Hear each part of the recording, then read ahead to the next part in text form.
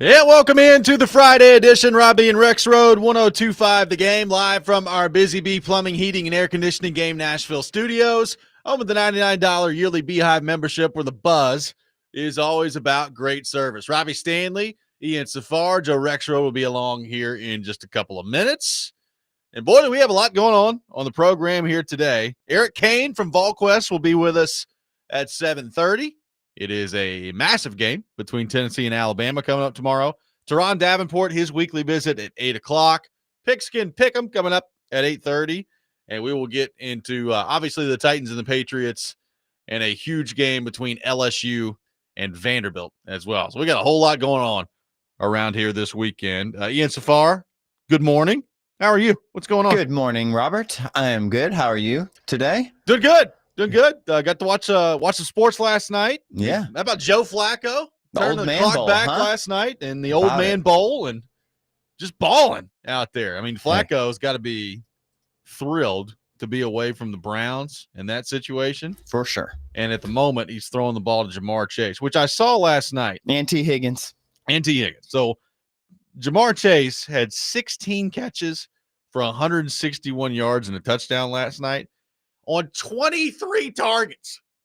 23 targets. I mean, when you're Flacco, when you go from the Browns to Cincinnati as far as skilled position, I mean, that's a pretty big upgrade. Yeah. Flacco hadn't been playing great with the Browns, but when you compare who he's throwing the ball to, you know, he's not afraid to pepper his number one target. It's a little different. And we've seen that in general throughout his career. You know, he'll throw to the playmakers. And there's just where you go from Jerry Jeudy and Cedric Tillman to Jamar Chase and T. Higgins. It's a little different. Yeah. A little different out there. Flacco, 31 of 47 for 342 yards and 3 touchdowns last night. Quarterback rating of 108.6. I mean, by the way, Rodgers threw a couple of picks, but he was 23 of 34, 4 touchdowns, 2 picks, quarterback rating of 103.7. Yeah, he looked pretty good. So the old heads looked pretty good last night out there playing. Pretty good Thursday night game. Hope you took the over. Yeah, exactly. I mean, they were putting up points. It was back and forth. Jonnu Smith was making some plays. Did you see Rodgers get tackled by his offensive lineman and then got up like he was ready to fight?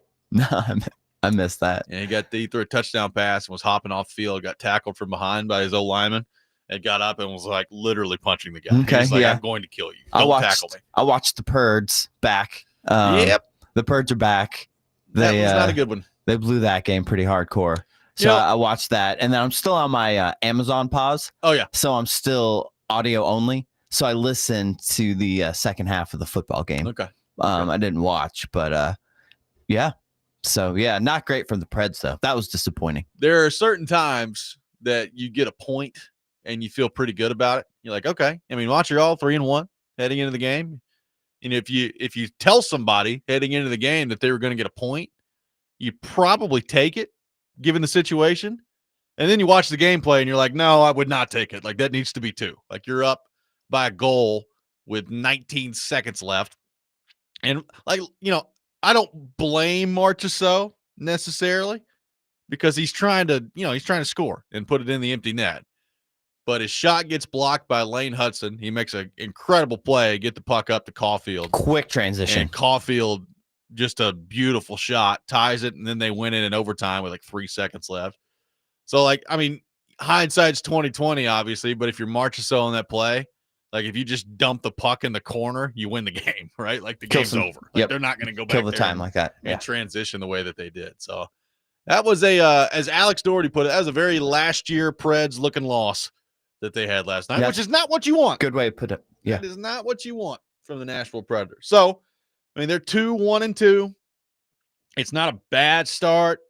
It's now no longer really a good start either. Like, it's just kind of like, okay, you're 2-1-2, and they go to Winnipeg tomorrow to close out the road trip. So, you know, there's still 6 points in 5 games. Yeah, I mean, if not horrific. You win the game against Winnipeg, it's a good road trip. Yeah, if you win a game against Winnipeg, it's a good road trip. So that's kind of where the focus needs to be right now if you're them. So we'll see if they can handle that. But yeah, a point basically given away last night by the Nashville Predators. That would have, you had a chance right there to really cement a good start with that win.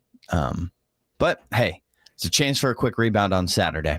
Yes. So we'll see if they can do that against a team that they have struggled with lately, and that is the Winnipeg Jets. So we'll see if they can do that coming up this weekend. We welcome in Joe Rexrode to the program. Joseph, good morning. How are you? Oh, good. Sorry I'm late. You know what the worst is when you start to accelerate past a police officer and you realize, oh, crap, that's a police officer, which is what happened. Oh, right over there yonder on Murfreesboro Pike. Oh, boy. It's like, woo, bro! And we were kind of like right next to each other. And I was like, he's thinking about drifting back and popping me, right? And then I went, boom, quick turn, left turn, traffic coming, right in front of it. Bye. So I think we're okay. Whew. Yeah, So what you're telling me is there's a chance a police officer could be entering the building here in a minute. I mean, keep an eye out that window. I think he was like, yeah, you're Have fine. you seen this man? I mean, it was like if I would have kept going at the rate I was at, then it would have been, pretty significant speeding, but I had just started to do it. So You weren't at Kuharski speed, so you're all good. Yeah. What is the speed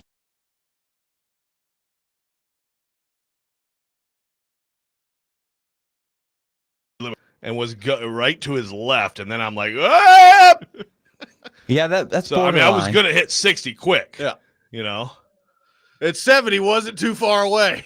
Yeah. I mean, I probably would have topped out about 62 and then zoomed right in here. But I was actually gonna come in super early. You have those sometimes where you like you can't go back to sleep, and then all of a sudden, oh, I guess I hit snooze 8 times in a row. Oops. So good stuff. But so the Bengals won, huh? The Bengals won. They did. Flacco turning the clock back a little bit. I heard, 60. I mean, Jamar Chase is only 10 yards a catch. I know. I mean, it's like great, 160 yards on 10 yards a catch. Get those numbers up a little bit there, boss. It is like, he's a great for we always, anybody wants to argue like the whole quarterback and what's around you type thing. I mean, Flacco's pretty good test case, like in real time. I mean, he just got there, just learned the offense. Sometimes they still have these false starts where they don't even know what the snap count's supposed to be. Yeah. But all of a sudden he looks like a totally different dude because of who he's throwing to. Yeah. So maybe Joe Burrow isn't that. Uh-oh. Wait, what's happening here? Are we in trouble? No. Someone, Dagwood came in. I'm like, uh-oh. Is this? The cops are outside. No. Okay, jeez. Give me a heart attack. It's like, by the way, there's 3 policemen outside wanting to speak with a certain member of the radio show. They would have left you alone, but you started talking about it on the radio. They came back to exactly where to find you. This was a good news note that you'd probably like from Dagwood. He has put some new music in the system for you. Sweet. Okay. Yeah, I don't know. I think some Kiss songs. Oh, Ace Frehley. Yes. Rest in peace, Ace Frehley. Rest in peace. Frehley's Comet. Okay. I mean, that's cool. Don't freak us out like that. Rexrode was legitimately terrified for a second. He's like, wait a minute. Here's a note. Did they actually circle back? Do I have to go have a conversation right now? Send Joe out now. Yes. ASAP. Do it immediately. So the Preds, the blue one, man. Yeah. Not good last night. Had the game won, and then all of a sudden they didn't. Yeah. In overtime. Yeah. It was reminiscent of last year, which is not what you want. Not what you want. Last year. Just the way that they blew some games Yeah. last year, it was Yeah. kind of reminiscent of that. Yeah, You're they had a few of those. yeah. The late third Yeah. with the 1-goal lead that you give up. Yeah. Marchessault has a chance to, Ice it. And this is Yeah. probably going to be, probably a team that needs every point that they can get, would be my guess. Yeah, that's one you let get away last night. So we'll see. You can get back on the track. Winnipeg, that's a tough place to go play, but we'll see if they can do it. It is going to be weird to see Jonathan Toews in a Jets jersey. I haven't watched them play yet, so I'm looking forward to that. Yeah, I have not seen them Like, play it's yet. Jonathan Toews out there playing for the Winnipeg Jets. That'll be weird. That is weird. That is very weird. Be very weird stuff. We got a lot to get to on the Titans front. And I want to ask this question to Titans fans, and we're going to get into a lot of different things throughout the show. As we said, a very busy weekend coming up in the world of sports around here. How much satisfaction will Titans fans have if in the same week you get Callahan fired and then you come out on Sunday and you hand Mike Vrabel a big fat L? How much of a satisfying week would that be for you if you're a Titans fan? We'll take your thoughts on that. 615-737-1025. That's coming up next. Robby and Rexrode, 1025 The Game.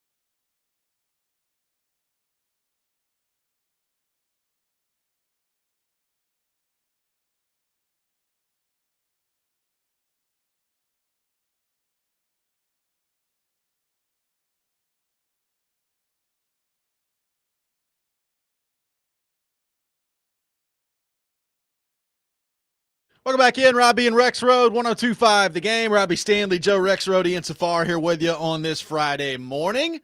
Let's head to our 1025 The Game phone line, driven by WilsonCountyHyundai.com. Welcome in Bob and Antioch to the program. Bob, good morning. Thank you for calling in.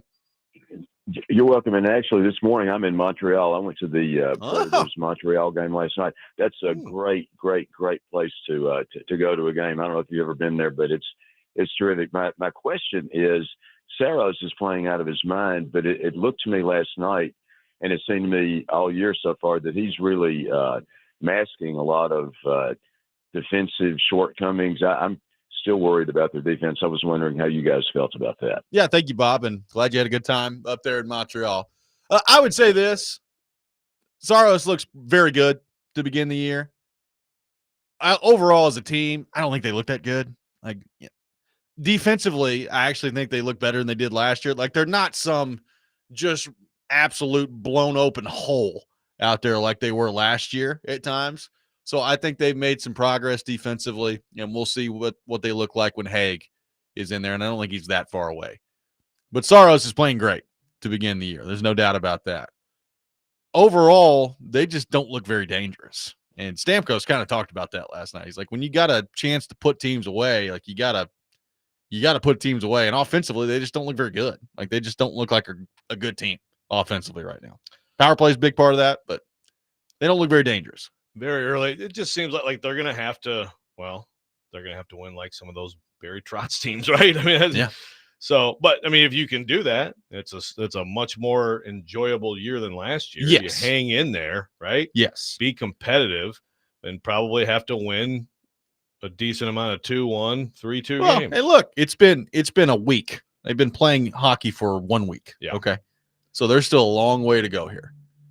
But it's good that Saros looks as good as he does to begin the year. That's a very good thing. So we'll see if he can keep it up. And if they can keep it up and play in the way they're going to have to play to win, but that's a good thing early in the year that he looks as good as he does. So, Joe, let me toss the Titans question at you this way.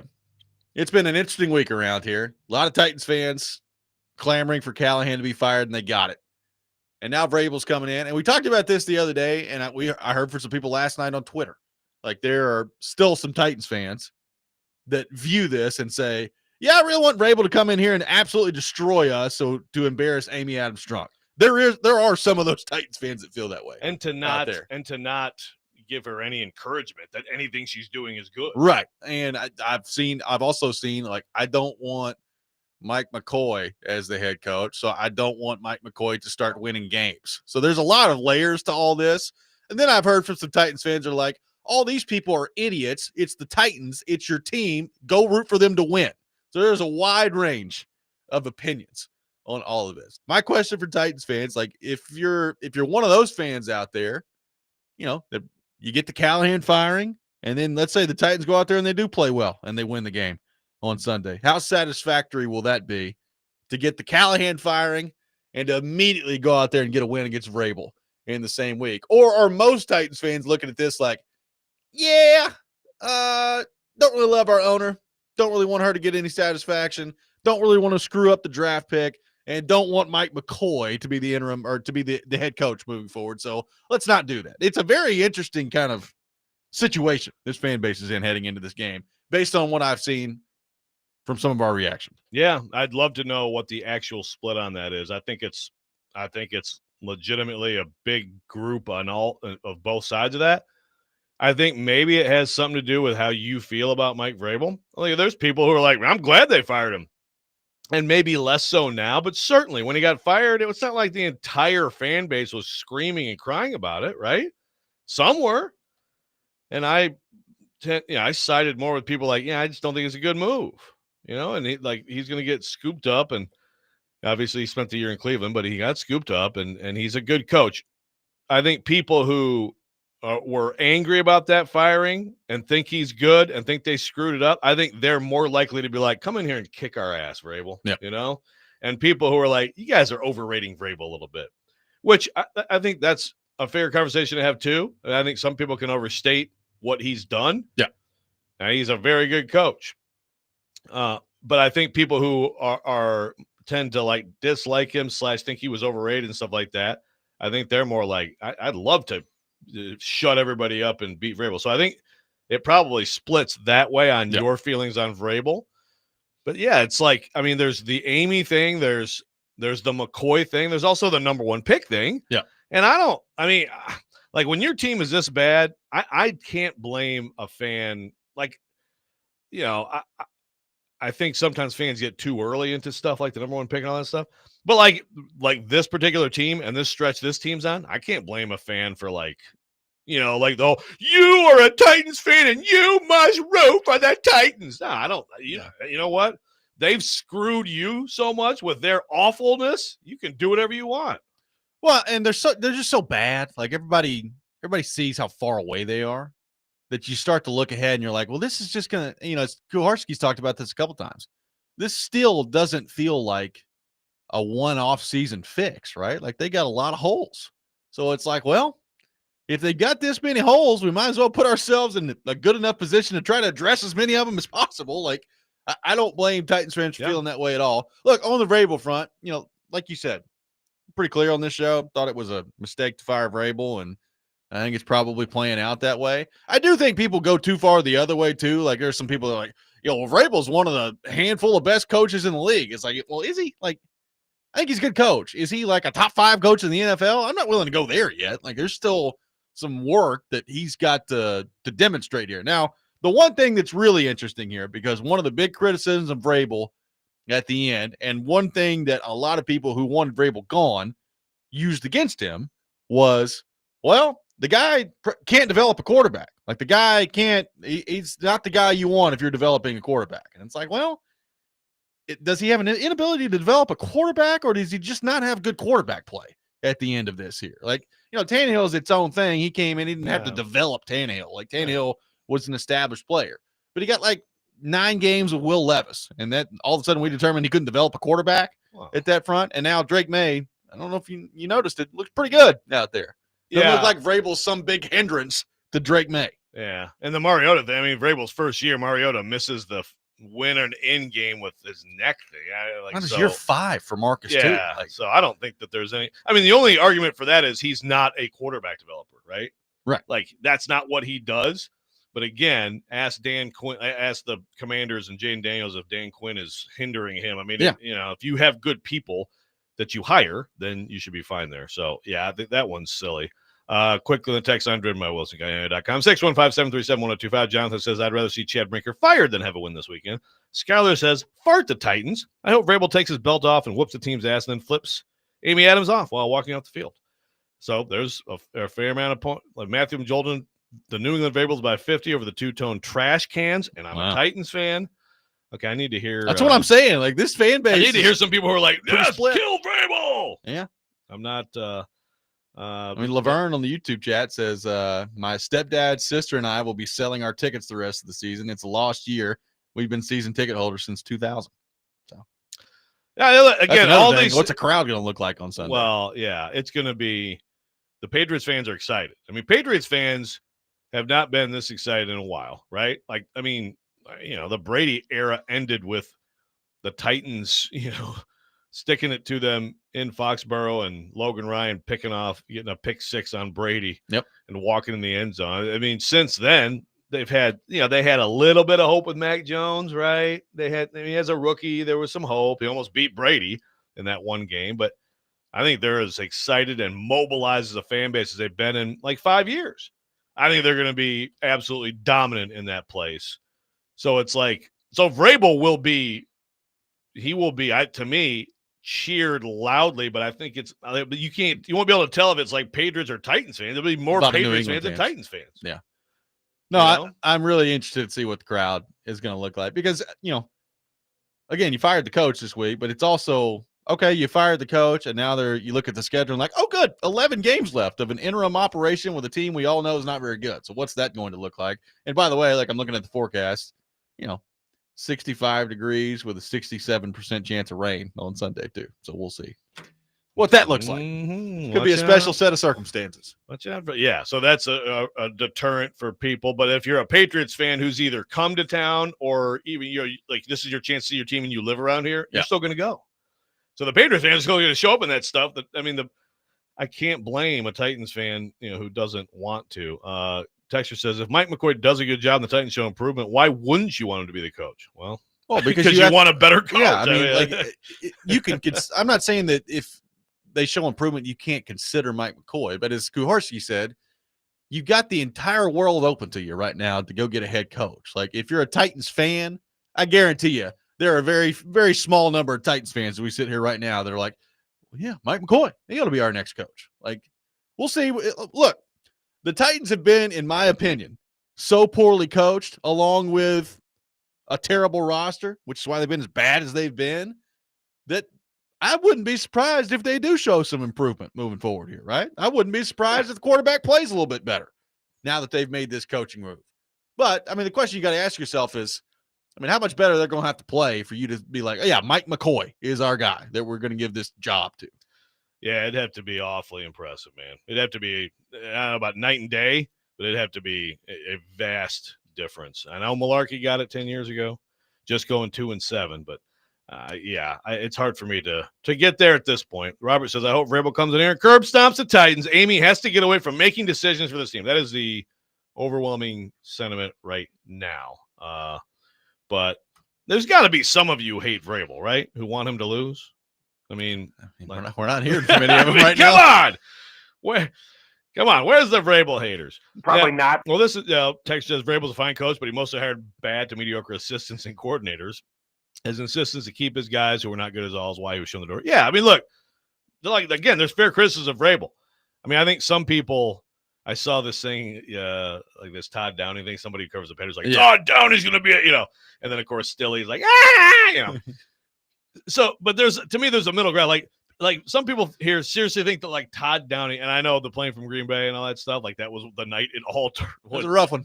Completely turned. I mean, that night is like the dividing line, even though the AJ Brown trade is, but that night it's like it went totally to crap from there. But like Todd Downing at the Lambeau and find like what happened here. Seriously, like what they must have, did they go get their like palms read and they got a curse or something? Like, I mean, Downing went and got a tattoo, got his palm read, and he cursed the whole organization. But it's also like, I mean, Todd Downing, like it's not like he's like incapable. He knows what a football looks like, right? Yeah. We get a little bit exaggerated with some of this stuff. 615-737-1025, our phone number. More your thoughts on Vrabel coming to town this weekend. I mean, do any Titans fans want to win this game?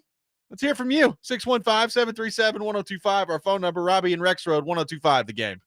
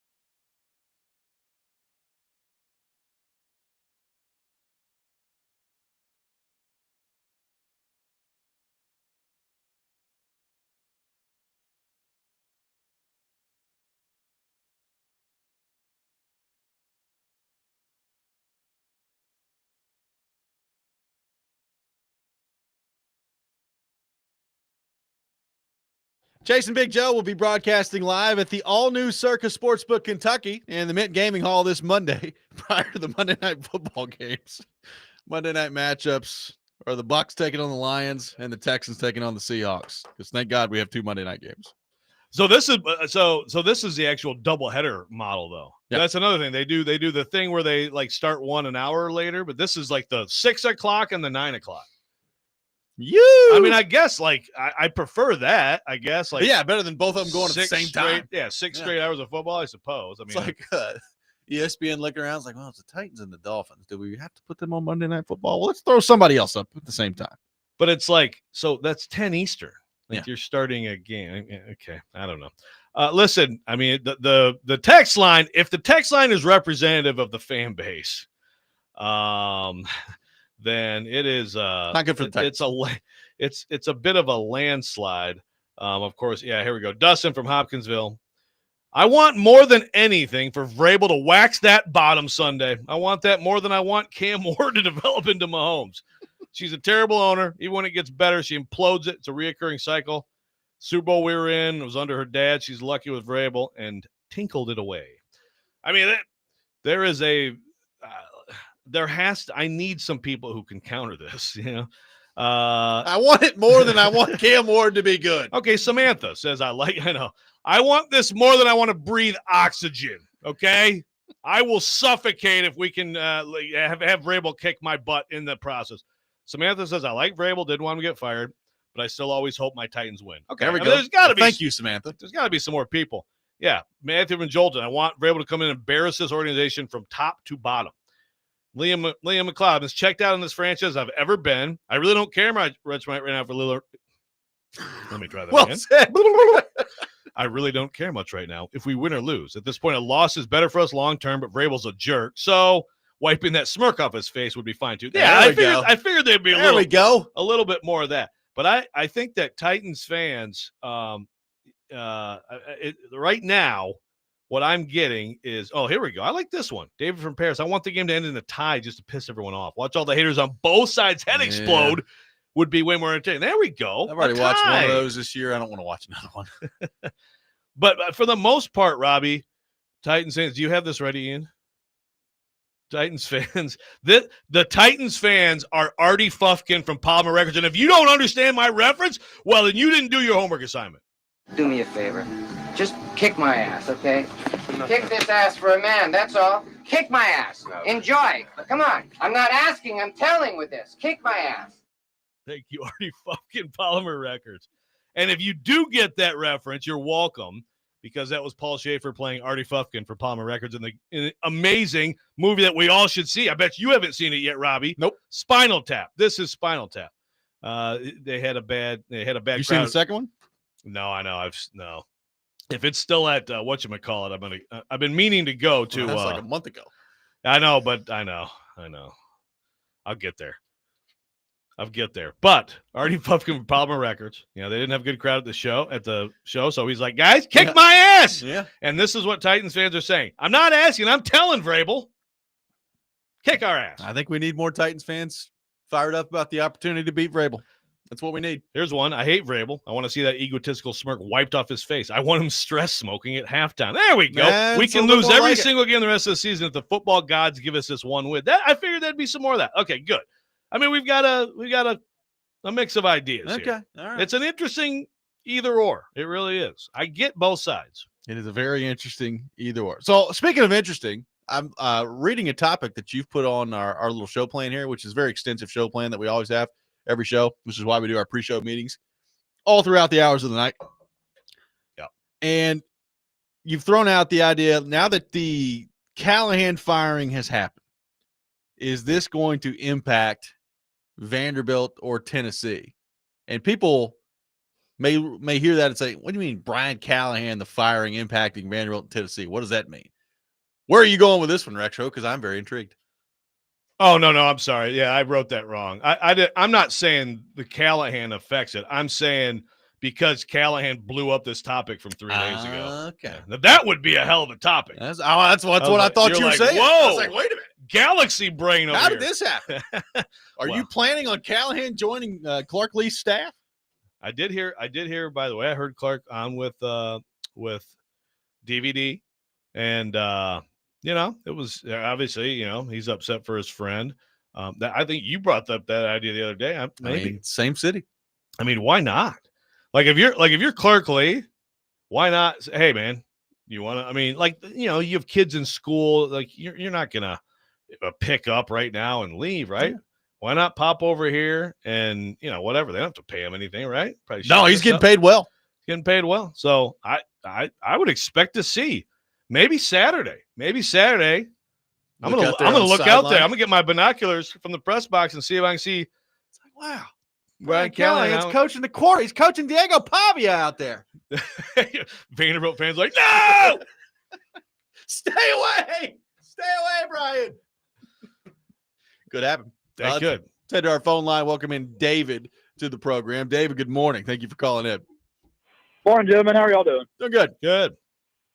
Don't this seem like the classic Vrabel special, coming off the big win on the road in Buffalo and coming into miserable Music City and just drop a stinker of a game to the piss-poor Titans? Yes, that's what I've been feeling all week. I mean, I agree. Now, the point these two guys have made is there's so much attention on this. It's not one of those sleepwalk into a game and you get surprised, right? The Vrabel special was probably last week. They beat Buffalo 2 weeks ago, and they went on the road to New Orleans last week. Like, that was setting up pretty good for a Vrabel special in between the Bills game and the Titans game. Like, I do not think the Patriots are coming out flat in this one. Doesn't mean the Titans have to come out flat, but I don't think the Patriots are going to come out with lack of energy in this one. Yeah, I don't think so either. But that doesn't mean they won't lose. It's true. We'll see. I saw. Don't know what Mike McCoy is going to have up his sleeve. Well, look, there is something in all seriousness, just apart from this situation, and I don't know what it is because it's like, I loved Mike McCoy's answer the other day when I don't remember who asked him, but it was basically like, maybe it was lame. It was like, what are these guys playing for? Or something like that, right? Yeah. And he's like, yeah, you know how hard it is to be in the NFL, and that's exactly right. That's exactly right. Every one of these guys is, you better put something on film. I mean, some people are Jeff Simmons. There's a few of those in the league. And, and then most other people are some level of hoping to get another good deal, hoping to stay in the league, whatever. And so, I think for whatever reason, whenever you have these coaching changes, you see it so often in college and pro football, I feel like, right? Where you have this surge of energy, or like it's like everybody's like, oh crap, I guess we are kind of screwing around, huh? I don't know what it is, but it does happen. It is real. And then you add in all the other factors of this. I'm very interested. Now maybe the Titans come out, maybe they're just incapable because they're so bad that it doesn't matter. That's possible. But I don't know, man. I feel like Mike McCoy may have a little something for Mike Vrabel. Is it possible the offense, like how different could it look? I mean, that's a good question. Probably not very much, given it's been only a week, right? Not even. Yeah, but you can still call. What can you do? Like, Bo Hardigree's still calling the plays. Well, TD has brought up many times. The RPO stuff is, Cam loved that, did that a ton at Miami. They don't do it much. Why not do more of that? It's not like they don't have it in the playbook, right? I mean, and also I think just trying to intentionally take vertical shots. We don't know how many plays that maybe, Callahan, before he was fired, would say this, like there were some shots called where, whatever, he gets sacked or whatever happens. But I feel like those are the two things, more RPOs and just trying to go vertical, to not have the game played in this little box like it has been too much this year. I mean, there's a chance that, what if Cam Ward comes out and looks pretty good, plays his best game by far?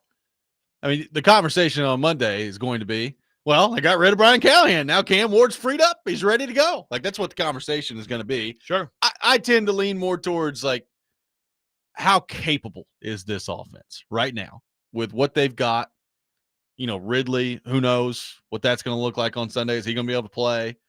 Especially if he can't play. Like, how capable is this offense of putting together consistent drives in an NFL game based on where they are right now, both from a personnel standpoint and from the fact that, I mean, you do have a rookie quarterback playing his 7th game coming up on Sunday. Yeah, it's a good It's a question. lot to ask. It is. Now, I think, there's probably some play callers in the NFL who could look at this situation and say, well, I could figure this. I could at least come up with like a coherent game plan, layer some plays, set some plays up, and like we'd have a chance, right? But like you guys said, I mean, it's still Bo Hardegree. And so far, his short It's not going stint well. as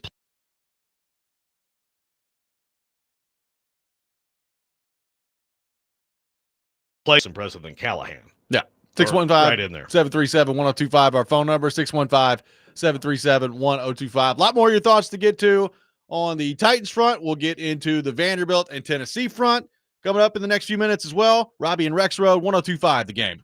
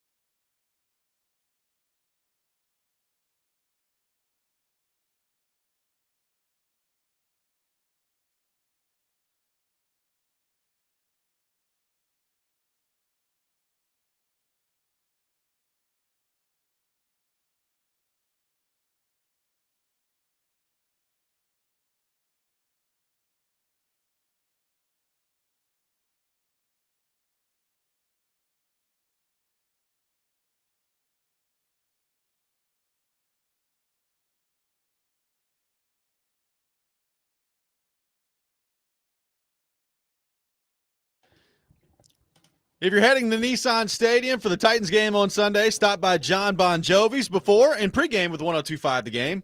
JBJ's has the best food on Broadway, cold beer, and cocktails, stunning skyline views, including 2 epic rooftops. Pregame show brought to you by Parman Tractor and Equipment and Circus Sportsbook, Kentucky. Taking your thoughts on our phone and text lines driven by WilsonCountyHyundai.com. People are fired up on the text line this morning, Joe. I wouldn't know, but they are fired up on the text line, according to you. I'm telling you, man. And it's a pretty decisive win for kick my ass over. I'd like to wipe the smirk off Vrabel's face. Colin Shelbyville does ask, which city hates Amy more, Nashville or Houston? As you said, I think that would definitely be a strong Nashville at the moment. But Matt he brings this up. I don't understand why Titans fans think Vrabel winning will somehow be a good thing. What do you think is going to happen to Amy? They stop buying tickets, Amy loses money. Yay for Titans fans. They're probably going to go full on Cleveland. You never go full on Cleveland. I hope we beat the crap out of Vrabel this weekend so that we get to hear his post-loss interview, Belichick style. Counterpoint. Monday morning, Miss Amy is stewing over a messy, rainy 23-3 loss to England. Quote, how do I beat that Michael Vrabel? I can't do your Amy impersonation. I'm just happy you called it England, not New England. What'd I say? You called him England. I just took out the new. Tough loss to England there. Titans have switched to soccer. it's that bad. Might be better off. So anyway, this whole long quote says, how do I do it? You know what? I want that William Belichick to coach my Titans and beat that Michael Vrabel. End quote. There you go. How about that? How about this? This convinces Amy to go pluck Belichick away from his tremendous tenure at North Carolina. You know, given the way that things have gone around here lately, that might add up. Belichick to be the next guy. Saying, well, why not? Go hire Bill. He's been a disaster. You've been a disaster. Maybe together you can figure it out. I mean, he's got a way better chance of winning here than he does in college football. So it's true. Why not? That is true. I'm interested to see the reaction on Sunday from the Titans fans who show up. By the way, no video tribute coming up for Vrabel, which I'm not surprised by at all. That's confirmed? Yeah, that's what Kuharski said. That's confirmed and official. Okay. One more here. Megan says, I don't understand what lesson fans are expecting Amy to learn from the Titans getting their ass handed to them. She knows how pathetic this team is. They've been nothing but embarrassing all season. I want to watch a game that doesn't suck eggs. I hear all that. In terms of the lesson, it kind of goes back to what I said yesterday. It not really have anything to do with this game specifically. It's the totality of the last 4 or 5 years. Yeah. You don't want any validation. Yeah. Like, can you see what your decision making has done to this franchise? Or are you just floating along out there and just owning the team and cashing your check and everything's good? I mean, I think the way that she's reacted to stuff, which is now just like I'm not even going to put my name on a press release, probably tells you that the criticism has stung her and that she gets it, right? But again, when I say gets it, she just gets that it's bad. Doesn't get how to fix it. Yeah. And continues to do okay, who's got voted off the island now? What is it? What do they do on Survivor? Like the tribunal or whatever? They meet together, they vote somewhere. Tribal council. Tribal council. There you go. Yeah. Who's off next? Chad, you're up next. So until that cycle ends, I don't know how it gets better. Yeah. It's going to be a long process, I think. Brandon on the YouTube chat says, Amy would love Jordan Hudson. Jordan Hudson can help out with a lot of things around here. Apparently she can run, PR departments and all this other stuff. Yeah, it's very, very versatile. Very versatile. Got a lot of businesses, a lot of trademark stuff. Can you guys make sure you copy Jordan on all the emails now? Make sure she's CC'd. What did they, they tried to trademark it, what did they, I know they had Chapel Bill, 10 of them. But they had other stuff. It was just like football. That's going to be trademarked under Bill Belichick and Jordan Hudson. No, you can't trademark football. It wasn't that, but it was something that was like, are you really trying to do this? Now, Chapel Bill, that's pretty cool. Yeah, sure. They got rejected for, I'm looking at a story from September the 8th. Do your job. Yeah, there you got go. Rejected. Ignore the noise. The Bellustrator and No Days Off. All were rejected by the U.S. Patent and Trademark Office. Good. No days off, isn't it? No Taylor Lewan tweets every time or No whatever. days No off. bad days, Yeah. whatever. Yeah. Yeah. I mean, the Bellustrator I kind of like. That one, I would be okay with him getting the Bellustrator. Yeah. I mean, I've never heard anybody actually say that, but No. the Bellustrator. No, that reminds me of the czar of the Telestrator, Mike Yeah. Vrabel. Yeah. Let's see. This says Patriots fans have 6 fan club parties tonight on Broadway, according to the Pats account. It's a complete takeover. What is it? Yeah, it's going to be a lot of Patriots fans here. Again, I think there's plenty of Patriots fans who live here. And yes, it's how it is. If you're a Patriots fan, you looked at the schedule, Nashville on mid-October, what's better, right? Yeah. Hell yeah, that's going to be my one trip I take this year. Yeah. We're going to Nashville. Oh, and then you factor it in. will be an absolute takeover. There's, also they're 4-2, and they just beat the Bills a couple of weeks ago. Like, there's an excitement level there that just – and here, we're already looking ahead to – all right, who's the next coach going to be and where the Titans going to be picking in the draft? Like, it's a horrible set of circumstances from a home crowd standpoint heading into this game. Right. Like, I got into this argument with Stilly and Caroline about when the Bills always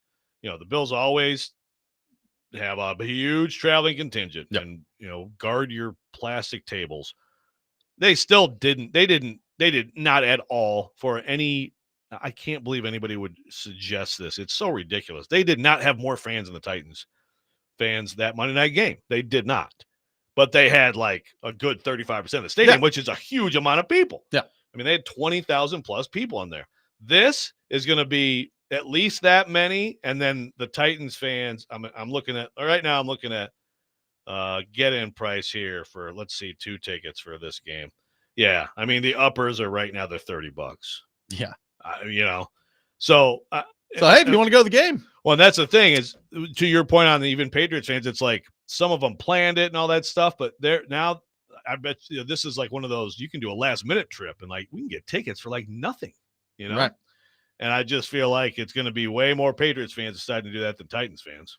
Yeah, I would say there are probably not very many Titans fans that aren't already going to the game that are just very much looking forward to spending their money this weekend, would be my guess. 615-737-1025 is our phone number. 615-737-1025 is tomorrow's game, the biggest game in Vanderbilt football history. We will get into that coming up next. Take your thoughts on our phone and text line driven by WilsonCountyHyundai.com. Speaking of Vanderbilt, they're taking on LSU tomorrow. Pregame at 9:30 on 102.5 The Game with the kickoff at 11. Vanderbilt football brought to you by Gary Force Acura, Jimmy Kelly Steakhouse, and Smoky Mountain Tops. You're listening to Robby and Rexrode, 102.5 The Game.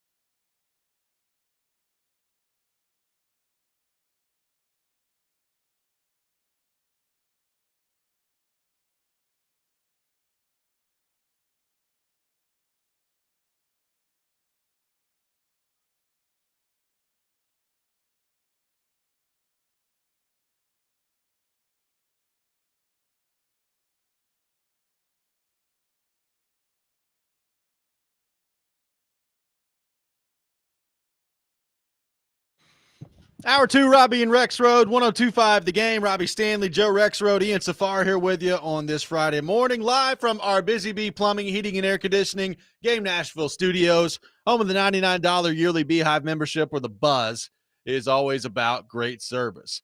Big weekend coming up. We got Vanderbilt taking on LSU. We got Tennessee, Alabama. We got the Titans and the Patriots. Lots going on around here on the football front. We will have Eric Cain from Volquest joining us at 7:30. We'll get into Tennessee and Alabama with him. Turron Davenport will join us for his weekly visit at 8 o'clock, looking ahead to the Titans and the Patriots. Joe, is tomorrow's game for Vanderbilt against LSU the biggest game in program history? I believe it is. And I understand, I think we had some kind of similar conversation a few weeks ago against Alabama, but that was the Alabama game. There was cushion, right? This is, for a few reasons, this is bigger. One is that they lost that game. So after Saturday, as of 2:30 or so on Saturday afternoon, Vanderbilt is either going to be, I don't know, do they need more valid? I mean, they've won good games. They've proven to be a good team. The Alabama score, if you watch the game, you understand. They went in there and they hung right there with Alabama on Alabama's home field. But there's still a difference in that, in the validation of beating a top 10 team, right? Yes. And so it's a home game. That's one thing. I know people don't talk as much about unless you really are into recruiting, but it is a massive visitor weekend for recruiting. I mean, it still matters. Indiana right now with Kurt Signetti, who now is making $11.6 on his new deal, number 3 highest paid coach in college football, not going anywhere. Sorry, Penn State. I mean, look, they are seeing Indiana's 4 and 5 star dudes are showing up, recruits that never happened before. Yeah. Vanderbilt has got some massive, massive visitors. That's still, to me, secondary, but it's just another part of it. It's a home weekend. And I can't wait to see what the crowd looks like. That's really going to be interesting, because it's just like with the Patriots fans we just talked about. The LSU fans, you think they look at this yep, there's our road trip. We got it was the last time LSU even played here? It's been a while. It's been a while. Yeah. So, they're going to show up. They will be there. There will be a strong LSU presence. But how much will Vanderbilt be able to hold that out of there? I mean, I still think it's going to be a home atmosphere, and it's just a huge opportunity to showcase all of that. And again, if you win this game, you are validated, you are absolutely in the thing. You're in it. Now, you can always lose. There's a bunch of tough games after this and stuff, but you are in. If you lose this game as of 2:30 Saturday, then look, you can still have a really good season and all that, but no one is going to mention, they will not spare a breath on this team being a playoff team. It's just not, it's not realistic. You have to win this game. You have to win this game for that to be realistic. Now, someone can argue with me. I think someone on the text line is well, it's the biggest in 80 years or whatever, Yeah, JC, biggest in 80 years. Okay. So, so we're talking World War II now. I mean, it's just, the stakes of college football is just different, it's just how it is. They had their heyday 100 years ago. Dan McGugin, they had great teams. They never had a national championship. They had great teams, but you can get into the tournament to compete for a national championship now, and you're Vanderbilt now. It's mind boggling. And if you win this game, you have to take it very, very seriously. Yeah, for sure. And look, I don't know how good LSU is. Right? That's the other part of this is, there's a reason Vanderbilt's favoring the game, right? It's not just because they're at home.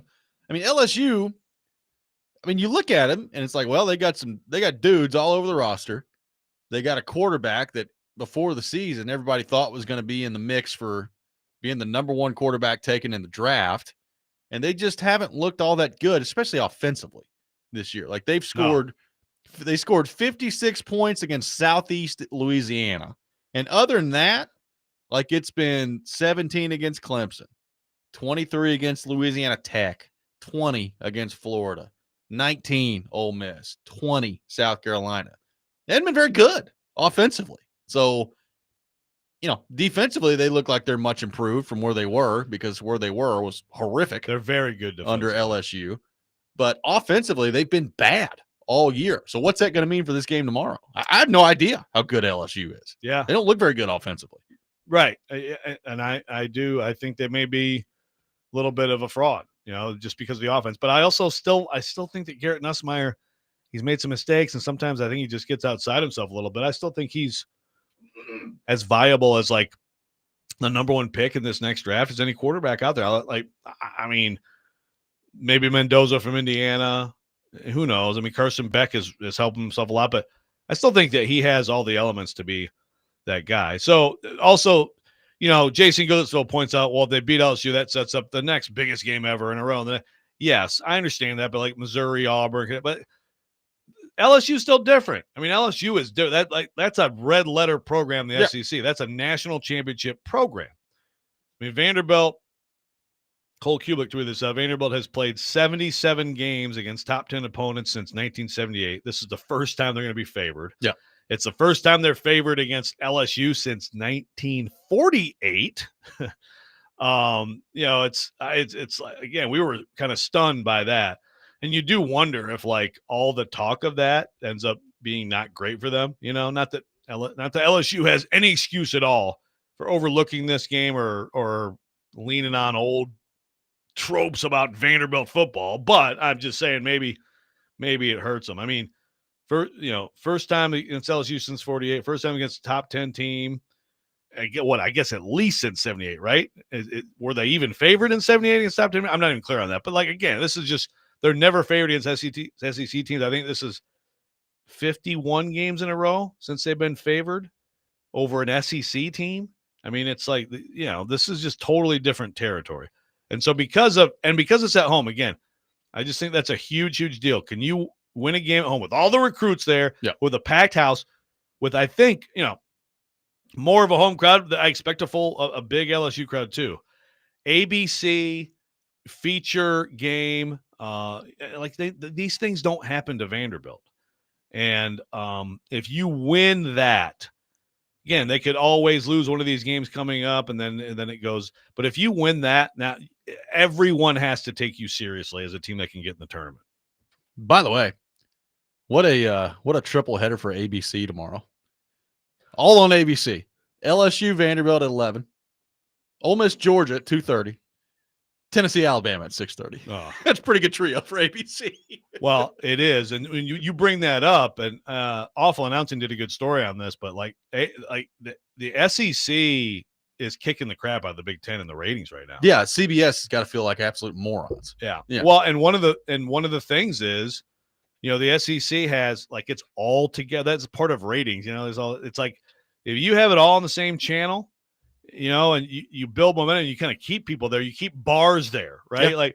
Whereas the Big Ten, they have CBS, they got Fox, they're all over the place. Yeah. So the Oregon-Indiana game last week got destroyed by Auburn, Georgia, and and other SEC game, Texas, Oklahoma destroyed it. Even though Oregon-Indiana was a much bigger game.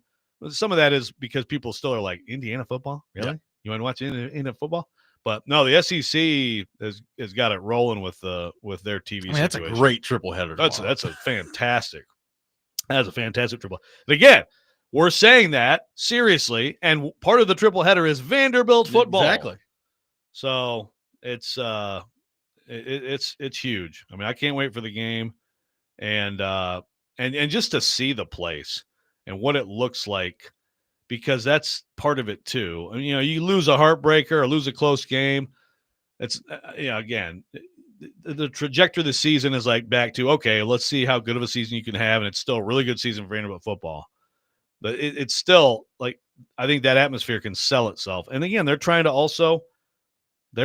be in the city of Nashville. If you're visiting or whatever, this is a viable entertainment option for someone. And I think they're making huge strides in that way. But you win a game like this and be a big, big deal. Interested to see Pavia tomorrow. The last time we saw him against Bama, made a couple of big mistakes in the game that ended up, you could argue whether or not they were the difference in the game, but there's certainly a difference in the game of the 2 turnovers in the red zone. As you mentioned, LSU's defense is a whole lot better this year than they've been under Brian Kelly. can Pavia make some big plays at key times tomorrow? It's going to be really interesting to see if he's got that in him tomorrow against that defense and that team. Yeah, it's very good defense. Very, very good defense. No question about it. They're very fast. They get a quarterback.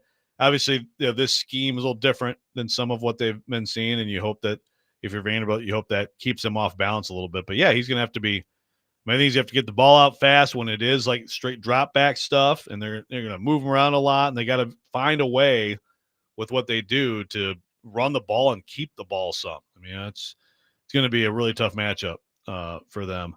Ed says, if Vandy wins, does a Tennessee win help or hurt Vanderbilt? I guess just in terms of that setting up another quality win opportunity for you later in the year. Yeah, it's like, if Tennessee is a huge win, to me, like, if Vanderbilt with their schedule, I don't think it matters, Ed. If Vanderbilt with their schedule ends up 10-2, they are 100% in. If Vanderbilt with their schedule ends up 9-3, you'd have to have a lot of carnage out there to have a chance. I think we're going to see that some in college football in certain years, but I think it's pretty simple. Like, you can lose one more game. Yeah. And if you lose one of all these games, it doesn't matter. I mean, I guess if you lose to Kentucky, that'd be the worst, but that also means you're winning all these other. Right.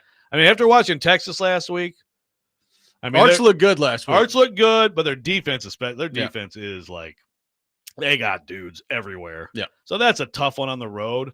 That, to me, would be the one mulligan that I would probably be, if I was Vanderbilt, expecting to take. If you can win, you can win the other ones. Tomorrow's a huge one, and if you do and you get that mulligan, then you're going to Knoxville with a chance. On the flip side, I would argue Tennessee has to win tomorrow if they want to get in the college football playoff, because if they go 10-2, you're going to be looking at their schedule at the end of the year, and you're going to be like, I guess their best win is Oklahoma. Yeah. And Oklahoma, by the way, just lost to Texas, and Oklahoma, I think, has got a few more losses coming up. Yeah, so that's an easy rooting interest. Right. Like, if you're Tennessee, Oklahoma you need Oklahoma to be good. All the other games for sure, because you need that game to. But I also say, if you're Tennessee right now, you're also rooting hard for Vandy because if you get a 2 or 3 loss Vandy coming at the end and you beat them and look good doing it, that matters. Yes.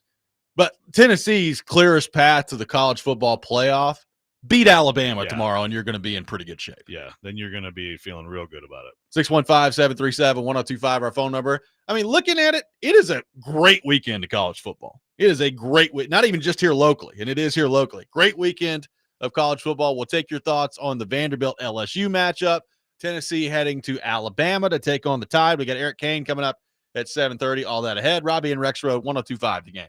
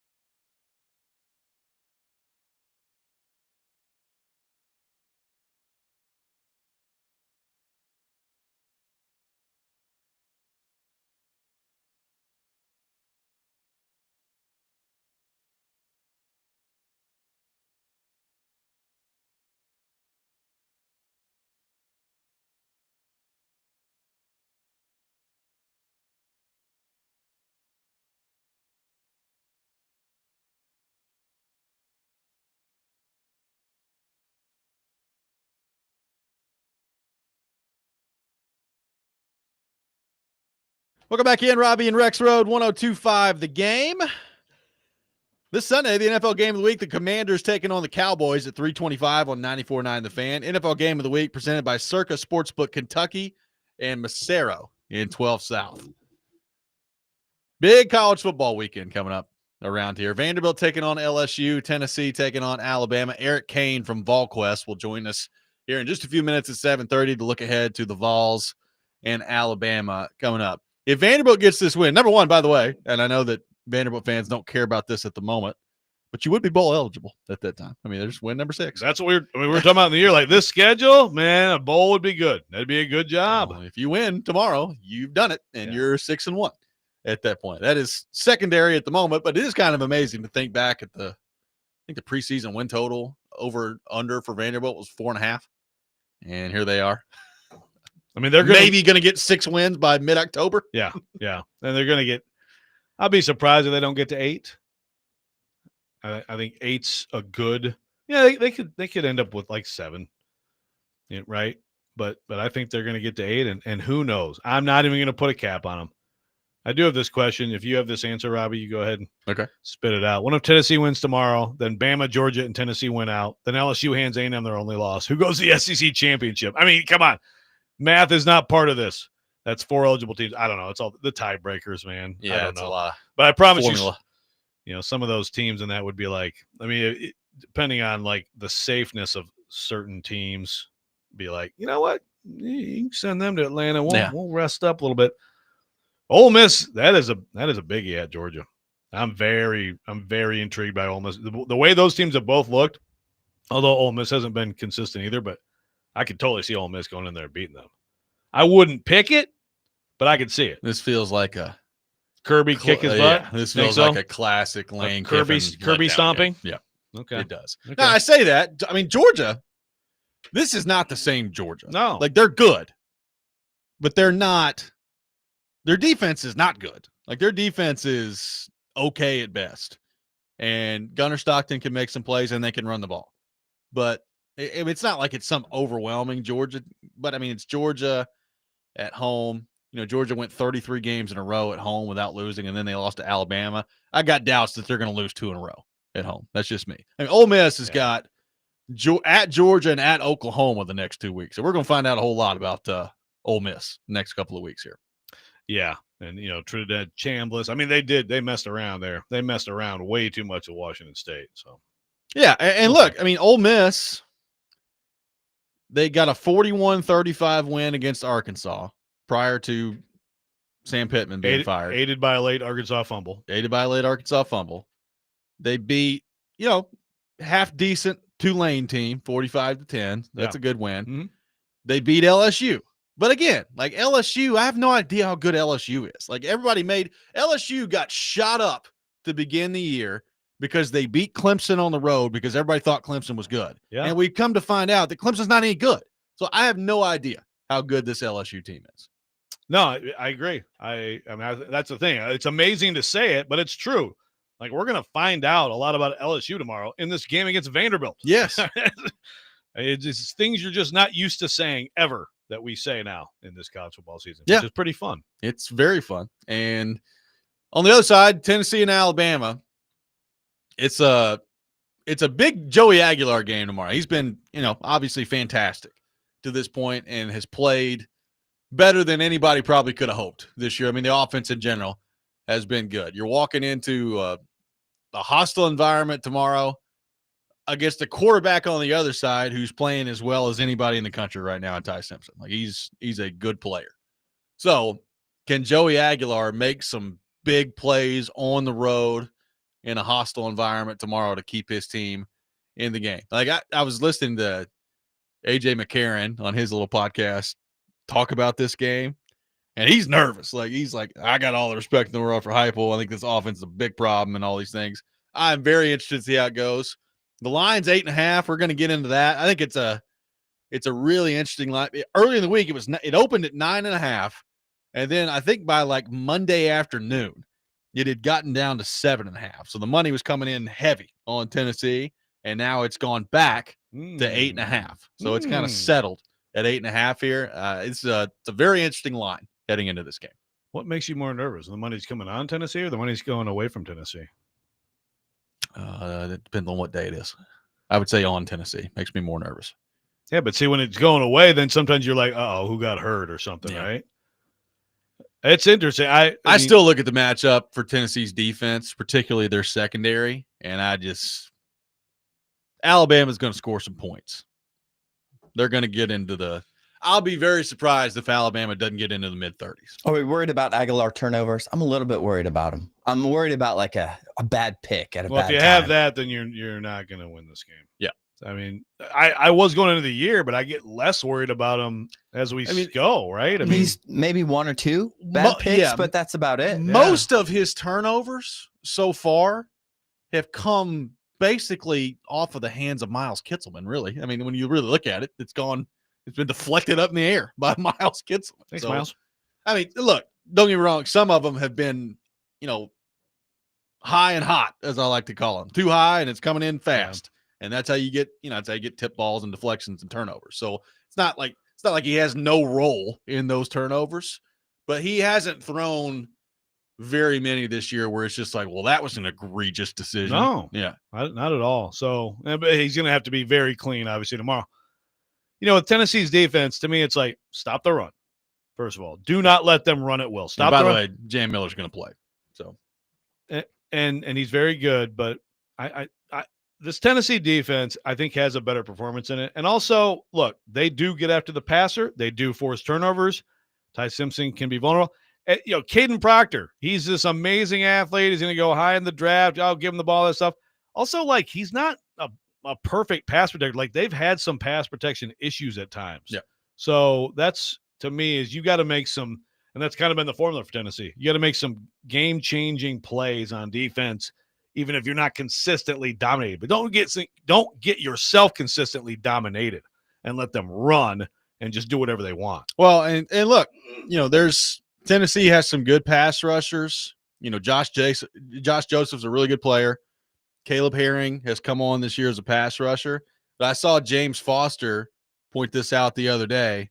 Like, the one that's really turning heads right now, Jordan Ross he's a 5-star guy. He's really good, and he is turning into a really good player. So between those three guys in particular coming off the edge, Joseph, Herring, and Ross, can you get after Ty Simpson a little bit in this game? Vanderbilt did.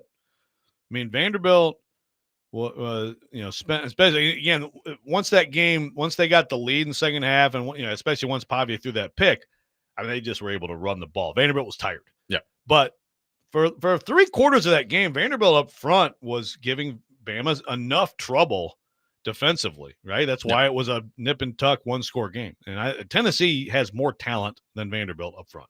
Eric Cain will join us coming up next from Volquest. We'll get his thoughts on the matchup for Tennessee against Alabama. We got the Rex Rant coming up at 7:45.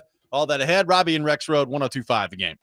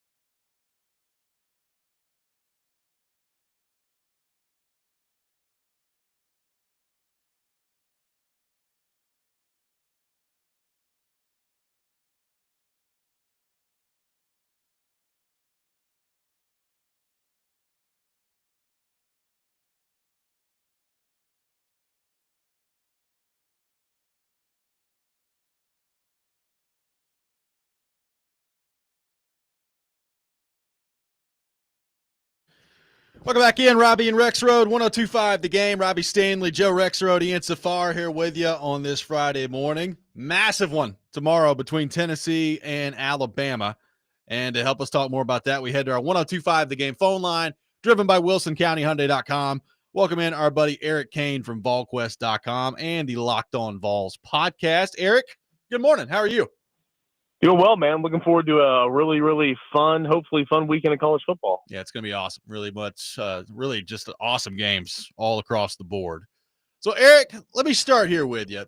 I have really no idea what to make of Tennessee's defense right now because they're getting gashed in the running game. Their third down defense against Arkansas last week was abysmal. And the moment I start to get mad about it and complain about it, they'll force a turnover or they'll come up with a huge sack. And I have no idea what to make of this defense right now heading into this matchup against Alabama. What do you make of it? What have you thought of what you've seen defensively from the Vols? Yeah, it's a bit all over the map, and I certainly understand the frustrations, from fans watching and people that cover this team. You got a defense that's among the nation leaders in sacks, TFLs, defensive touchdowns, turnovers forced. Some really, talking about being elite in those categories. And then the bad part about that is, pass defense ranks towards the bottom of the SEC and, really in the country. Rush defense has not been where it needs to be. Third down defense, specifically third and long, 3rd and 7 and more against Power 4 opponents, the numbers are not good. And the numbers were not good against Arkansas, as you pointed out last week. So it's very frustrating. I think through 6 games, you kind of are who you are. And, injuries have played a role into that. You've been down your 2 starting cornerbacks, 2 really good cornerbacks all year long. And I do think that's unfortunate. You're having to play some youth in some areas. But end of the day, they're just not, especially rush defense, they're just not, setting the edge, containing. They've missed too many tackles, bad angles from the second, third layer, and, down in distance, not being aware of the situation. And that's problematic, in my opinion, you're heading into the 7th game. So I think at this point in time, you kind of are who you are. It's a defense that's going to give up a lot, but as you pointed out, it's a defense that's going to create, very opportunistic. And you hope in a game like this against Alabama, those sacks, those potential forced takeaways, turnovers come at big times to where you can sway the momentum of the game. Is it possible that you played Mississippi State and they run basically the same offense? Obviously, that is a tough offense with the numbers against the run, as anybody who watches Tennessee's offense the last few years knows. Then you throw in Arkansas, Taylor Green, and all the challenges he gives you, all the attention you have to give him. That this, I guess, a little bit more traditional kind of running game could suit the Vols better, Eric. Is scheme maybe a little bit better for them this year? And obviously we know the receivers and the way Ty Simpson's playing, but just so that they can maybe be a little bit more solid against the run. Yeah, that is a good point. With what Mississippi State runs offensively, what Taylor Green presents and some of the challenges in the run game for Arkansas, but Mike Washington still had a really good game for them. And, his first carry was for 36 yards. And so that's, not very good. So, Jam Miller, I think he was listed on the injury report as probable. It feels like he's kind of been trending to play after leaving last week's game with a concussion. So that's going to be, he's their best guy in the backfield, but they haven't been able to consistently run the football. So I'll be interested to see if Tennessee's, run defense can, kind of look back to normal, back to what it was last year. It's never going to be elite in that category, but you hope that they can have a better game in terms of slowing things down. The issue in this game for me is what Ty Simpson presents down the field. And that offensive line for Alabama has not been great. They've allowed 13 sacks, 4 sacks in each of the last 2 games, but that hasn't slowed Ty Simpson down. He's, averaging over 300 yards through the air a game. He's not turning the football over. He's only thrown 1 pick this year. He attacks the middle of the field, and Tennessee's defense not very good at defending the pass over the middle, the linebacker position and the safety position. So that's going to be that's going to be problematic, in my opinion, for Tennessee's defense. But you do hope they have a better day against a more traditional style of run game, which, again, Alabama's been very inconsistent in that regard offensively. So, Eric, we don't need to relitigate last year, but, thinking back to the first half, there were, 3 or 4 plays Tennessee had down the field that they just absolutely missed on against Alabama and hit on some of them in the second half. How do you feel about Tennessee's offense and particularly Tennessee's group of receivers in this game against a good Alabama secondary, that there are plays to be had for them down the field? Yeah, I mean, it's hard not to be confident, right? And this is one of those individual matchups I'm so excited to watch, kind of like get your popcorn ready, right? Both wide receiver units have been fantastic. I mean, Alabama's legit got a couple of guys who I think should be playing on Sundays, and Tennessee, right now as well, certainly with Chris Brazzell, who is probably looking for a nice bounce back game after Arkansas really tried to take him out of the game plan, and they did a good job in that regard. But you got Tennessee's offense that's explosive through the air, what Joey Aguilar has done this season, what Tennessee's receivers have done, and then you have a secondary for Alabama. Bray Hubbard at safety, he's got 3 interceptions. That leads the SEC.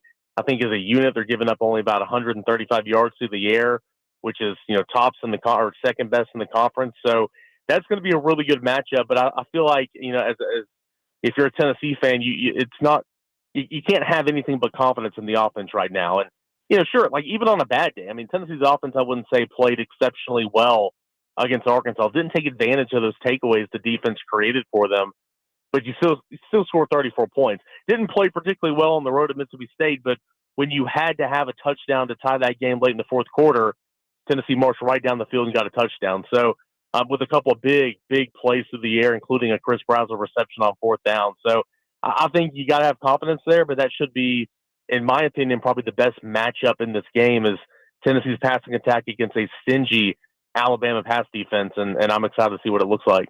As you look at the landscape here, Eric, we were talking about this previous segment. This game, you look at the rest of Tennessee's schedule and the opportunities for wins that will help you. I mean, obviously this game was going to be critical either way, but how important do you think this is just in terms of having a huge quality win and then maybe being a little bit light on them if you can't get this one? Obviously, you're hoping for Oklahoma to be as good as possible and that Tennessee can beat them at home.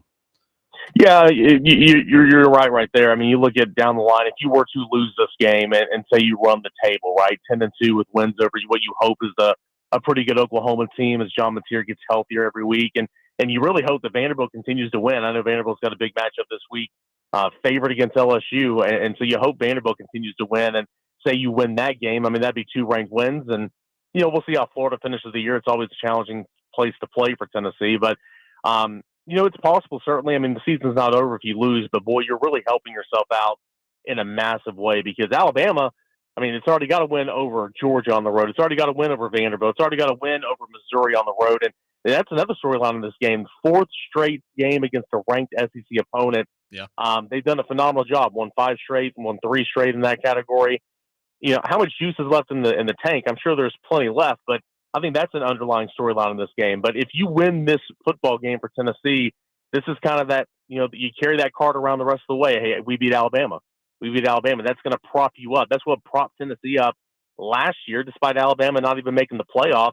Alabama was still viewed by all the committee members and those that kind of preview the selection show as being a really, really good win. So this would be a huge win in terms of college football playoff implications for Tennessee, and you got to take advantage.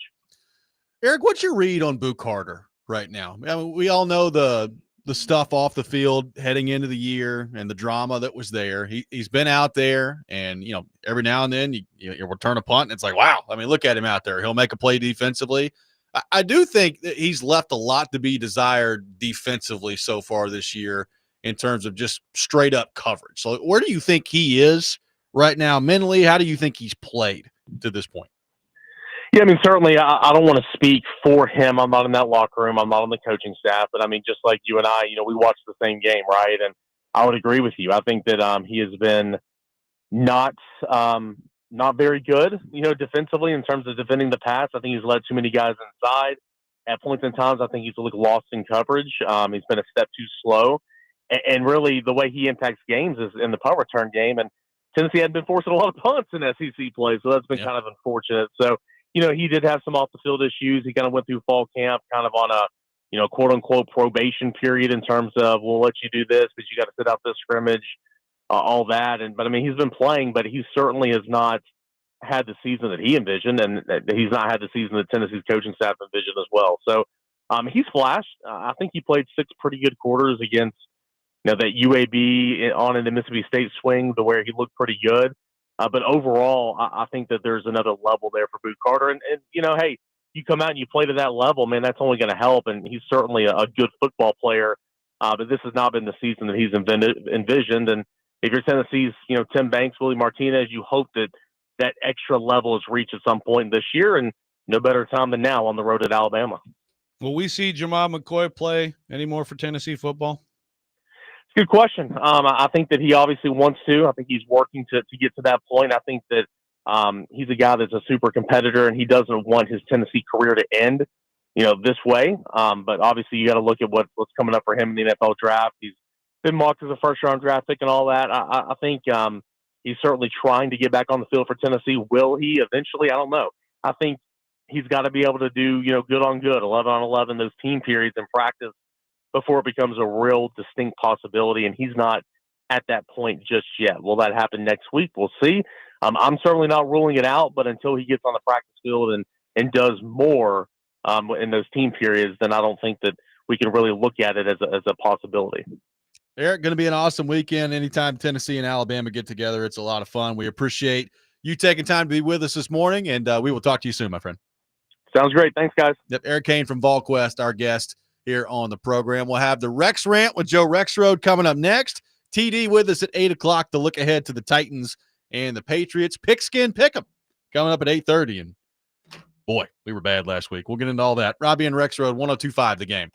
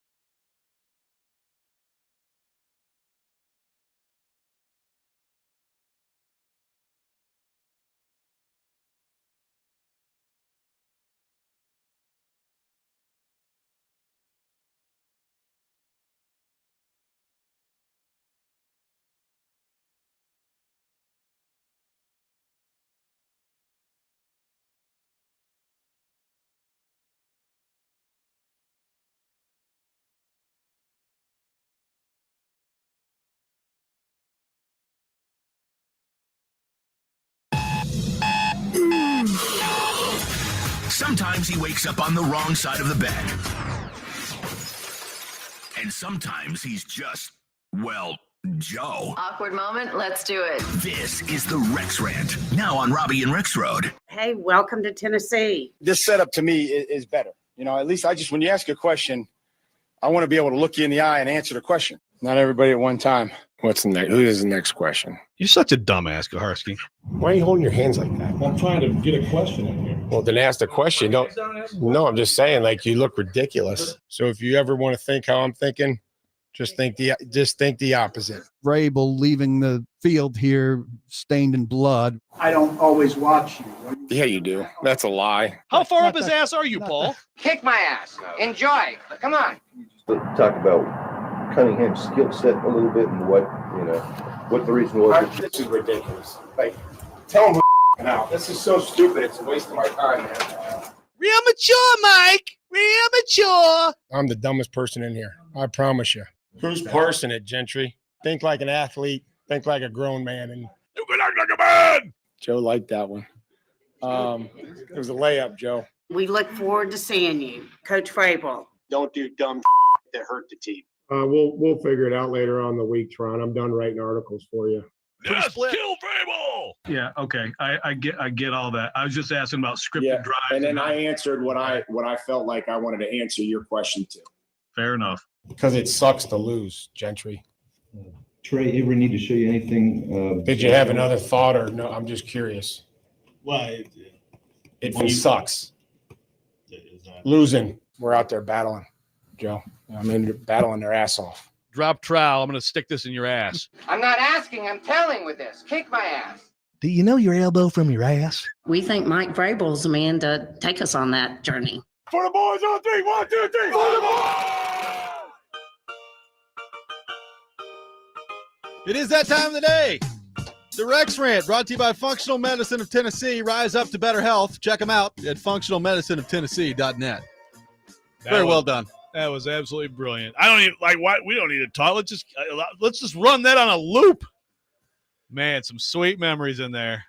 I forgot about his little spat with you of I answered the question how I wanted to answer the question, Joe. Fair enough. Fair enough. What do you remember what that was about?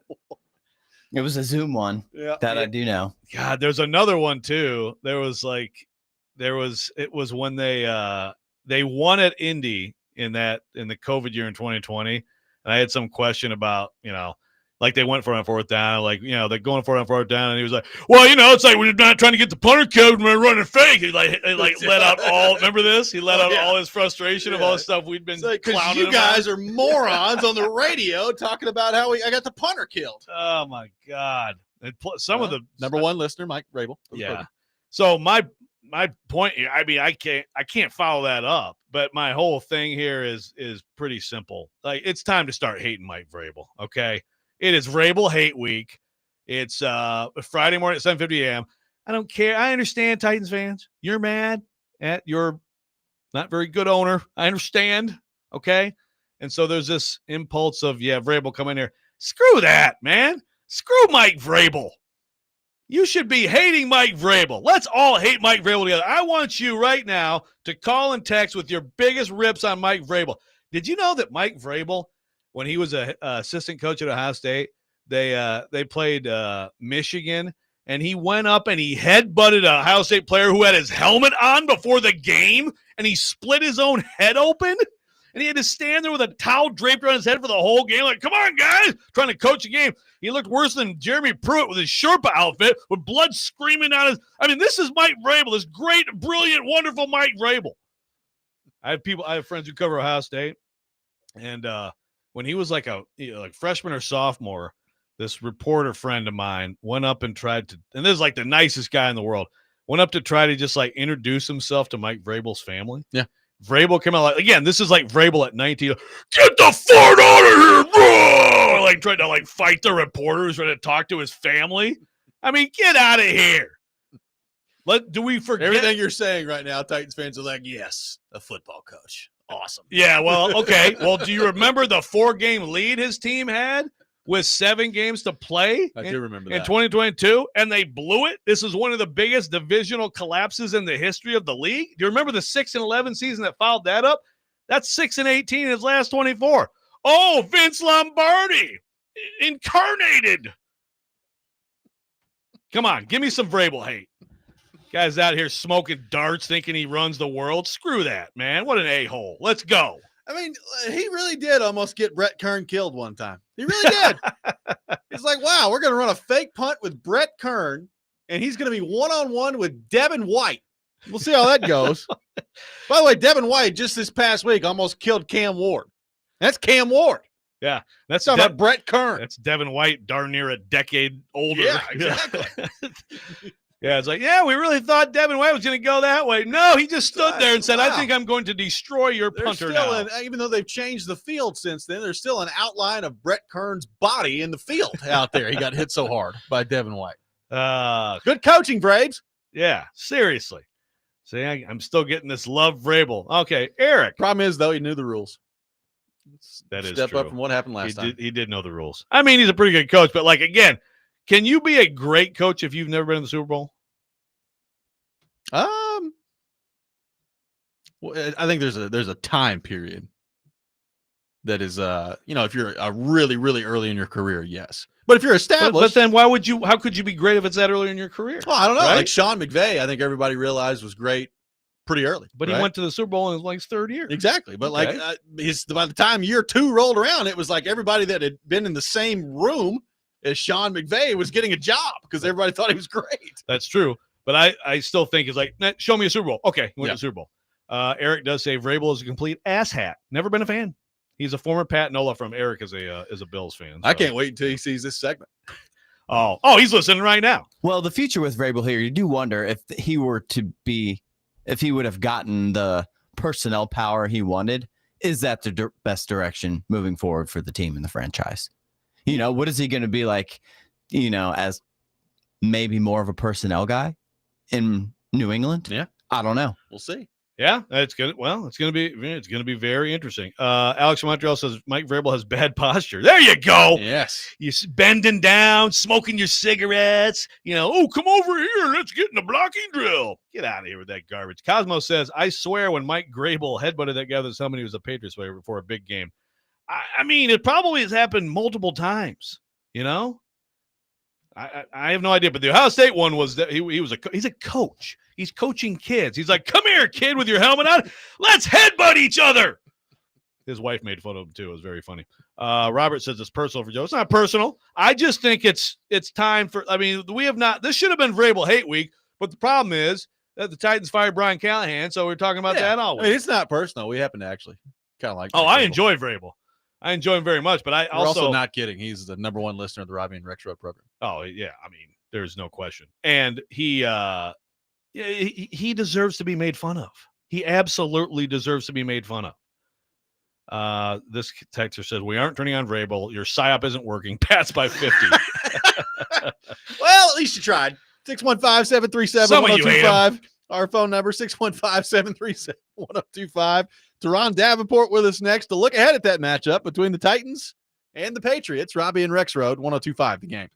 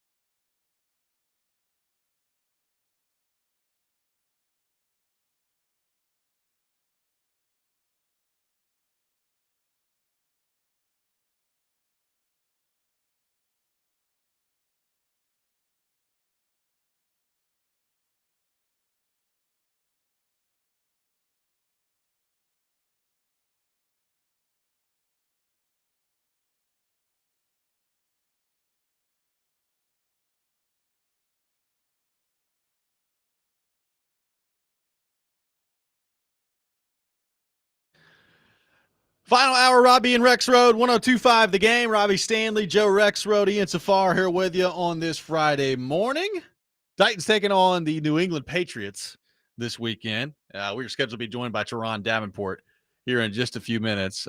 Praise galore coming in for the mashup that Ian Safar put together of Mike Vrabel. We will play it at least one more time. Oh, absolutely. During the program. Well, Joe Dubin said it's the best mashup of, let me read Joe. He says it's holy bleep. Joe, I thought you weren't a swearer. That was the greatest mashup of all time. Never do another one that will never be topped. I agree. I got some, you want to rip through some of these Vrabels real quick? Sure.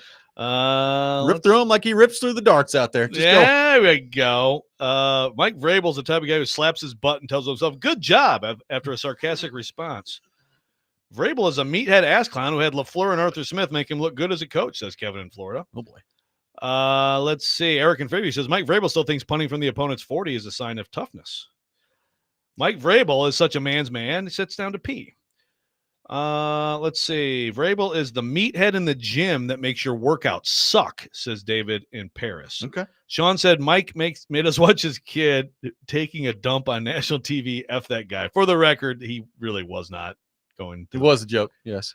Well, no, I mean, like, it was a weird, if you remember that, I wrote like about 1,500 words about that. Yeah, I remember.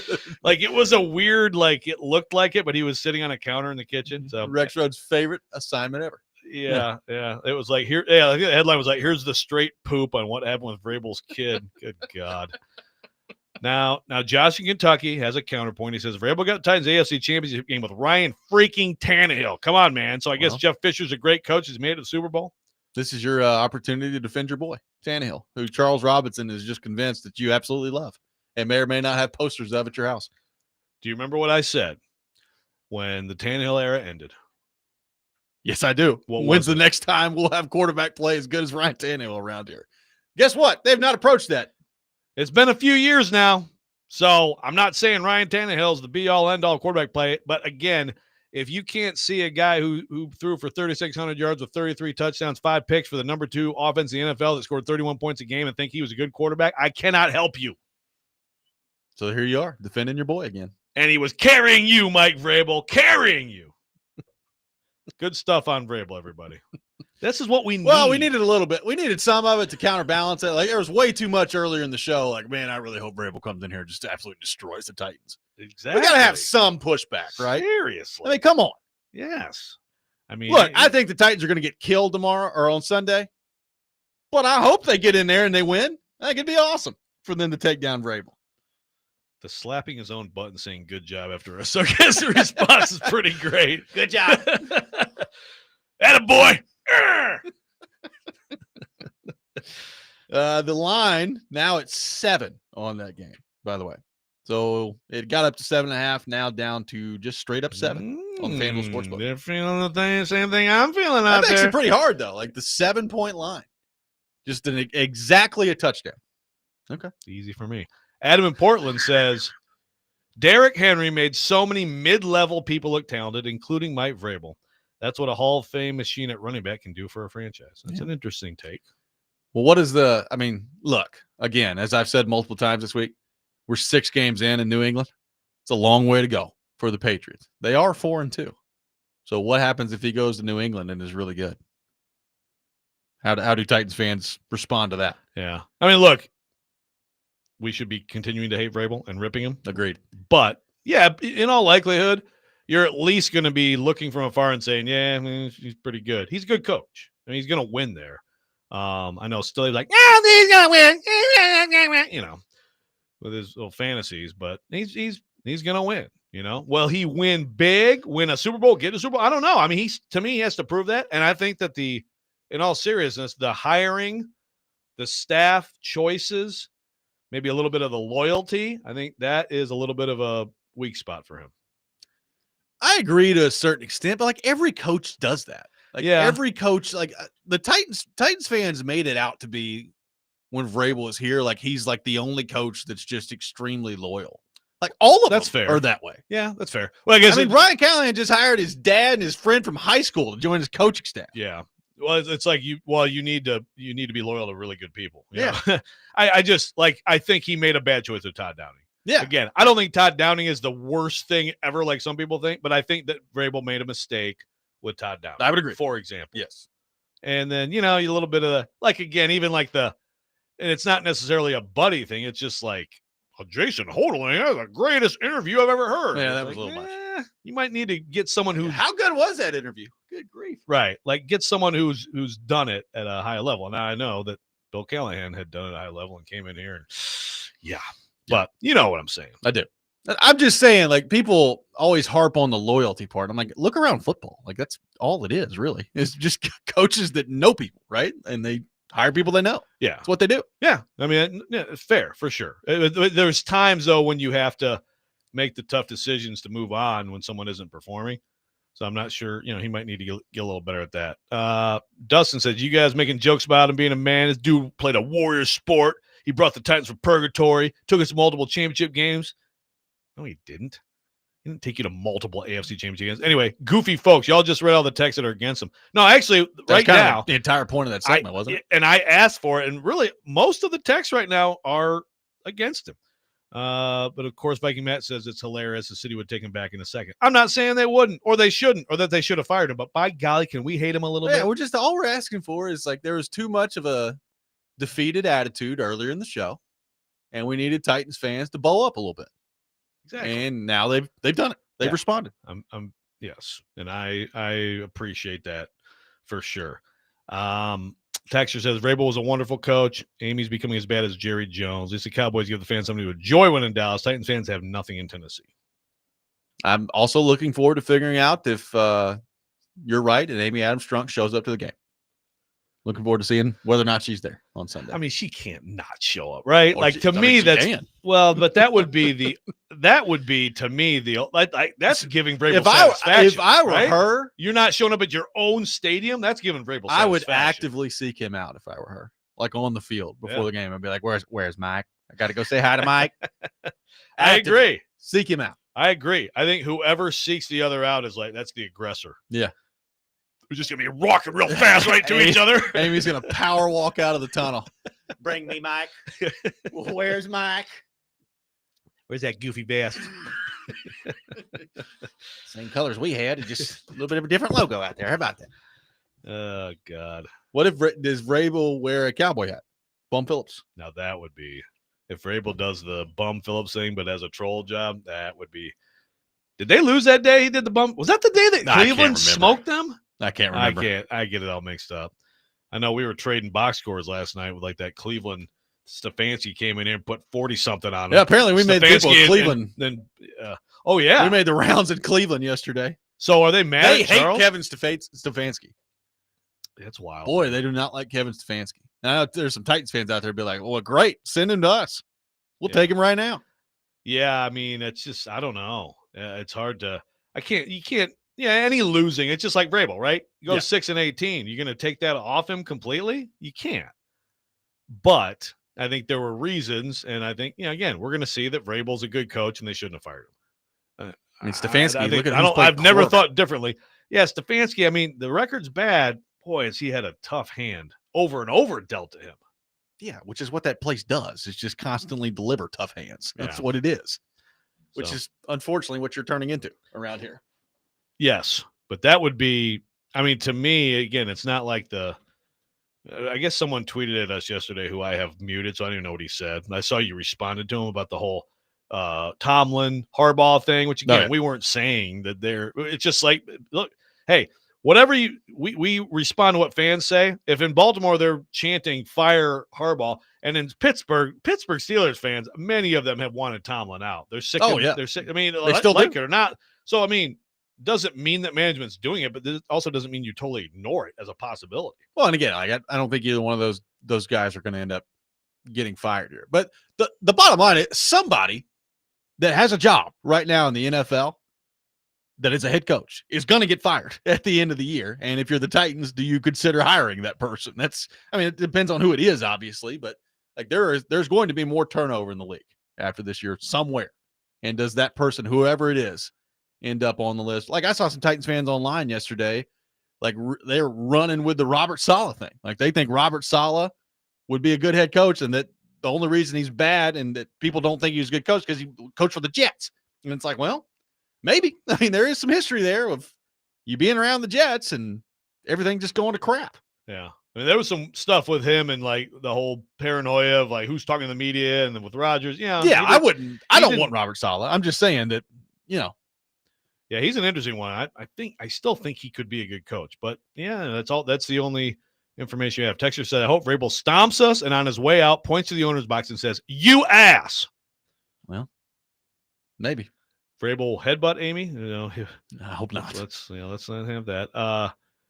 Mike is so intimidating. Some teams are too scared to interview him. I forgot about that whole thing. He's too big.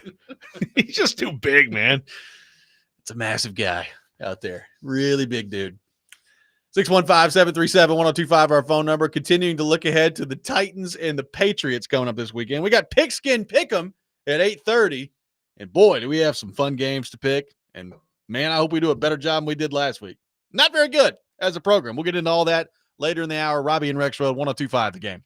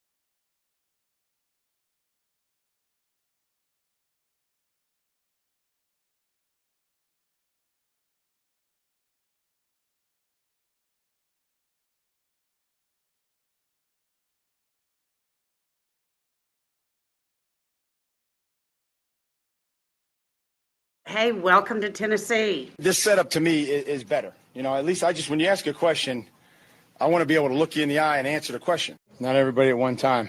What's the next? Who is the next question? You're such a dumbass, Gaharsky. Why are you holding your hands like that? I'm trying to get a question in here. Well, then ask the question. No, I'm just saying, like, you look ridiculous. So if you ever want to think how I'm thinking, just think the opposite. Vrabel leaving the field here stained in blood. I don't always watch you. Yeah, you do. That's a lie. How far up his ass are you, Paul? Kick my ass. Enjoy. Come on. Talk about Cunningham's skill set a little bit and what the reason was. This is ridiculous. Like, tell him who now. This is so stupid. It's a waste of my time, man. Real mature, Mike. Real mature. I'm the dumbest person in here. I promise you. Who's parsing it, Gentry? Think like an athlete. Think like a grown man. And You can act like a man. Joe liked that one. It was a layup, Joe. We look forward to seeing you, Coach Vrabel. Don't do dumb that hurt the team. We'll figure it out later on in the week, Tron. I'm done writing articles for you.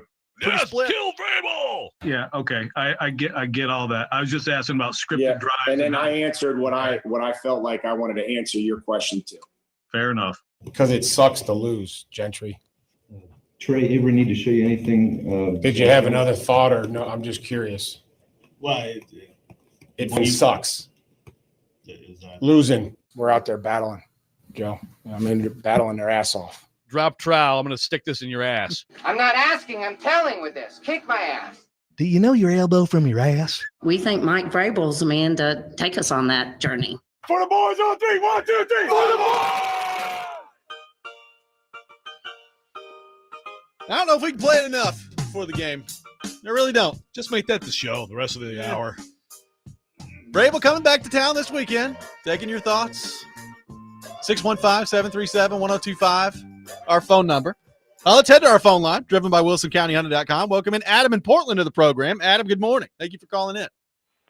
So it's like unquestioned, right, that Ian is the GOAT when it comes to mashups. Like, there's no doubt. Unquestioned. Nobody does that as good as him, dude. Like, not even close. So here's the thing, dude. So I'm sitting here looking at it. I don't know much, and if you guys have covered it, I'm sorry. I've been not as locked in this week as I could have been. But is there anything about Mike McCoy that jumps off like, this guy's good? Like, because I know with Callahan, I've been over it in my head. I don't think he's ever done anything good.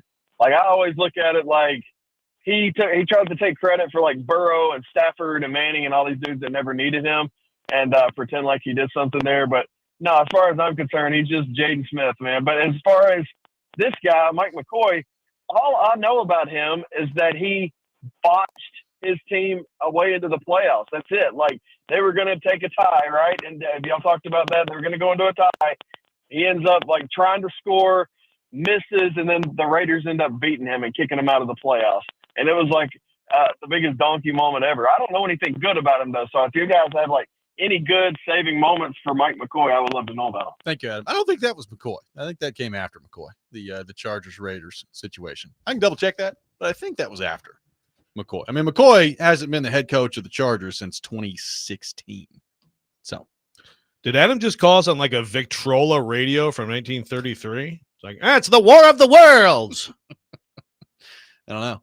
I mean, look, McCoy, back-to-back 9 and 7 seasons when he took the job in 13 and 14, and then 4 and 12 and 5 and 11. So it did not end well in San Diego there.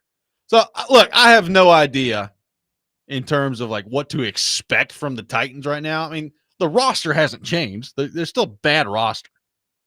Can they look more competent, I guess, is really the judgment point here. Like, I'll put it to you this way. I think in a normal organization, and we know the Titans are not one, so we'll see. But in a normal organization, given the roster that he's about to have at his disposal, it would be very difficult for Mike McCoy to come in and do a good enough job to keep the job, to be the head coach moving forward. Now, can you go from being totally, in some cases, non-competitive, far too often getting your doors blown off, far too often not looking like you got a clue what's going on out there offensively? Can you look more competent in those areas? Yeah, I think they can. And that's really all I'm looking for with Mike McCoy. looked like he got a little bit of a clue out there. Yeah. Special teams is good, so you got that. Kept that going. Defense looked good last week. I just think I have to wonder how bad that Raiders offensive line is after watching what the Titans did to them. Yep. I was like, gee, Titans look like they have like multiple pass rushers who are effective. Like, what is going on this week? But the defense, obviously Jeff Simmons has been great this year.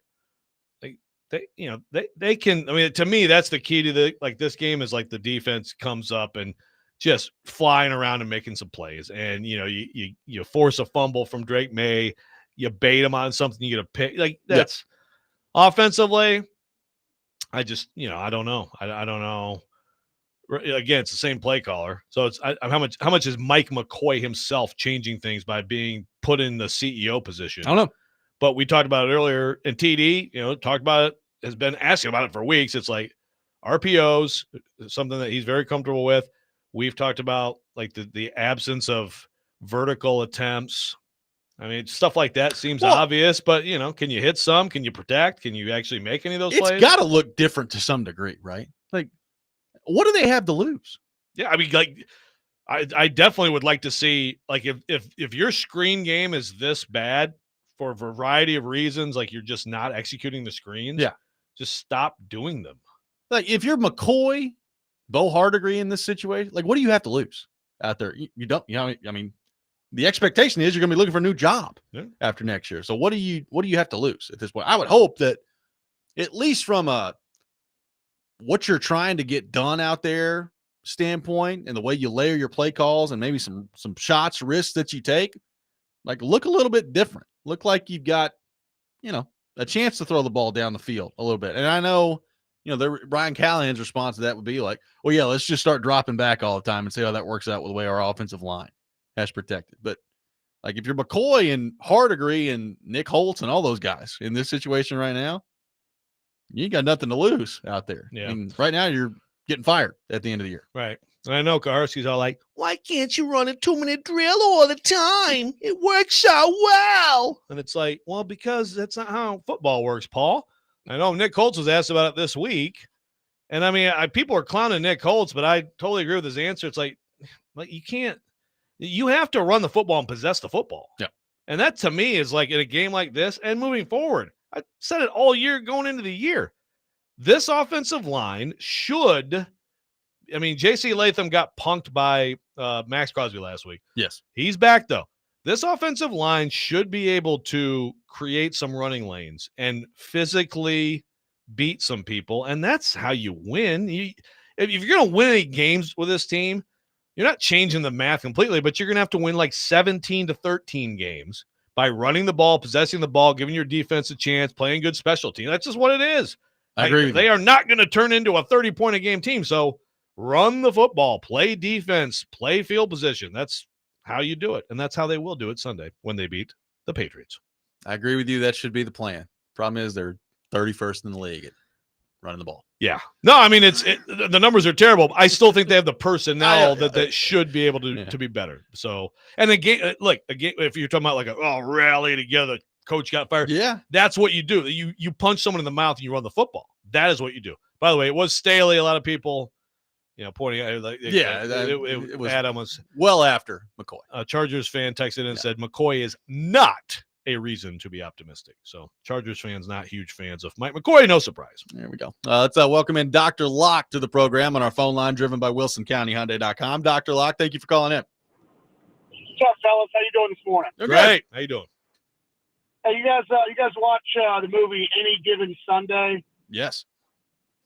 I think it's almost it almost reminds me of the Tennessee Titans with the Cameron Diaz being Amy Adams Strong, the Al Pacino with the Super Bowl ring pointing to her saying, "Look here, sweetie, you ever get one of those?" That being Vrabel, and then she dispatched Pacino in the movie, and he goes on to turn another team around. I think the best we can hope for is that not another coach this or coach that. I think another ownership. Washington sold the ownership, going for a Super Bowl. Denver sold to the Waltons. They're a playoff team. She's not going to sell this year. She's not going to sell next year. She's not that She's not that dumb. Stadium to get built. Once the stadium is built, it's going to increase the net worth of the team $500 million to almost $1 billion. I don't think she turns down that check. I don't think she likes doing what she does. What person in an interview says, "Well, I hope I hire somebody that I don't get yelled at"? She's a joke of an owner. She didn't want this. She inherited this. She didn't live and earn like all the other billionaires that are begging to be in this game. Papa had a dealership. Papa had a football team. She inherited it. She didn't earn it. She needs to sell it and give this city a chance to be a winner. Thank you, Dr. Locke. Appreciate the call. She's just real quick. She's far from alone among NFL owners right now. A lot of heirs and heiresses who own NFL teams at this point. There are. But that's not, I mean, he's not wrong. Also, I don't think she's going to sell. Yeah. Don't be looking for that. I mean, the thing about the NFL is it just continues to make more and more and more and more money. It's a tremendous investment. And the new stadium is coming together for you. We got Pigskin Pick'em coming up next. 615-737-1025. Our phone number, Robby and Rexrode, 1025 The Game.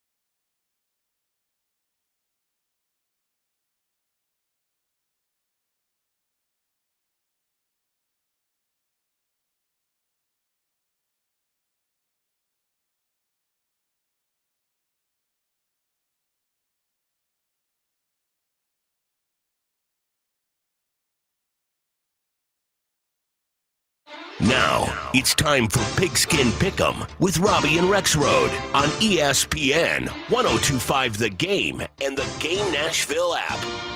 It is time for Pigskin Pick'em here on Robby and Rexrode, coming off a brutal week. Rexrode led the charge at 2-4 with no lock. Ian Safar and me both 1-5 last week without a lock. We're 7 weeks into this competition. This is week 8. I'm 0-7 on locks. That's wild. 0-7. The overall standings. Ian Safar remains in first place, 21-21 overall. 3-4 on his locks, 24 points. Rexrode 19-23 overall, 5-2 on his locks, 24 points. So tied at points at the top of the standings. 18-24 for me. 0-7 on locks, 18 points in the competition. I'm like a full week behind. It's bad, but like you're still in it because we're all pretty bad this year. Need to fade us, everybody. Pick it up in the competition. We begin with LSU and Vanderbilt tomorrow here in Nashville. Ian Safar, you're up first. Vanderbilt, a 2.5-point favorite in the competition. Okay. Vandy was disappointing versus Alabama. They let me down. So I'm going back to the well, though. Vandy, minus 2.5. Should be a fun game. Looking forward to it. I don't know. LSU's offense is not spectacular. So, I think Vandy can win this game by a field goal. Give me Vandy minus 2.5. Going Vanderbilt, minus the 2.5 against the Tigers. Joe Rexrode, LSU, 2.5-point dogs on the road. Yeah, welcome to WHTR. Sorry, I think LSU just has a little bit too much talent on both sides of the ball. We haven't seen enough on offense, but I think that this is going to be a big kind of turning point game for them, and I think they're going to win this game by touchdown or so. Give me LSU. This is the exact type of game that Brian Kelly loses. Give me Vanderbilt minus 2.5 at home. Vanderbilt will win. Vanderbilt will cover against the LSU Tigers. I've had the feeling all week. We'll see how it goes. WHMR over here for you guys. I thought when I was picking this game, I'd be picking Vanderbilt like a 3.5, 4-point dog, but yeah, only need a field goal. Not the case. Giving those points. Going with the points. Tennessee and Alabama, the third Saturday in October. Alabama is an 8.5-point favorite in the competition. Joe Rexrode, who you got in this one? Yeah, give me the Vols. I've got to pick Alabama to win a close game, but I don't think they'll win by more than a touchdown, so I'll gladly take the 8.5. I know what I must do. 0-7 on my locks. Doesn't go well when I lock things. Give me Alabama lock. Guarantee. Locking down on Alabama.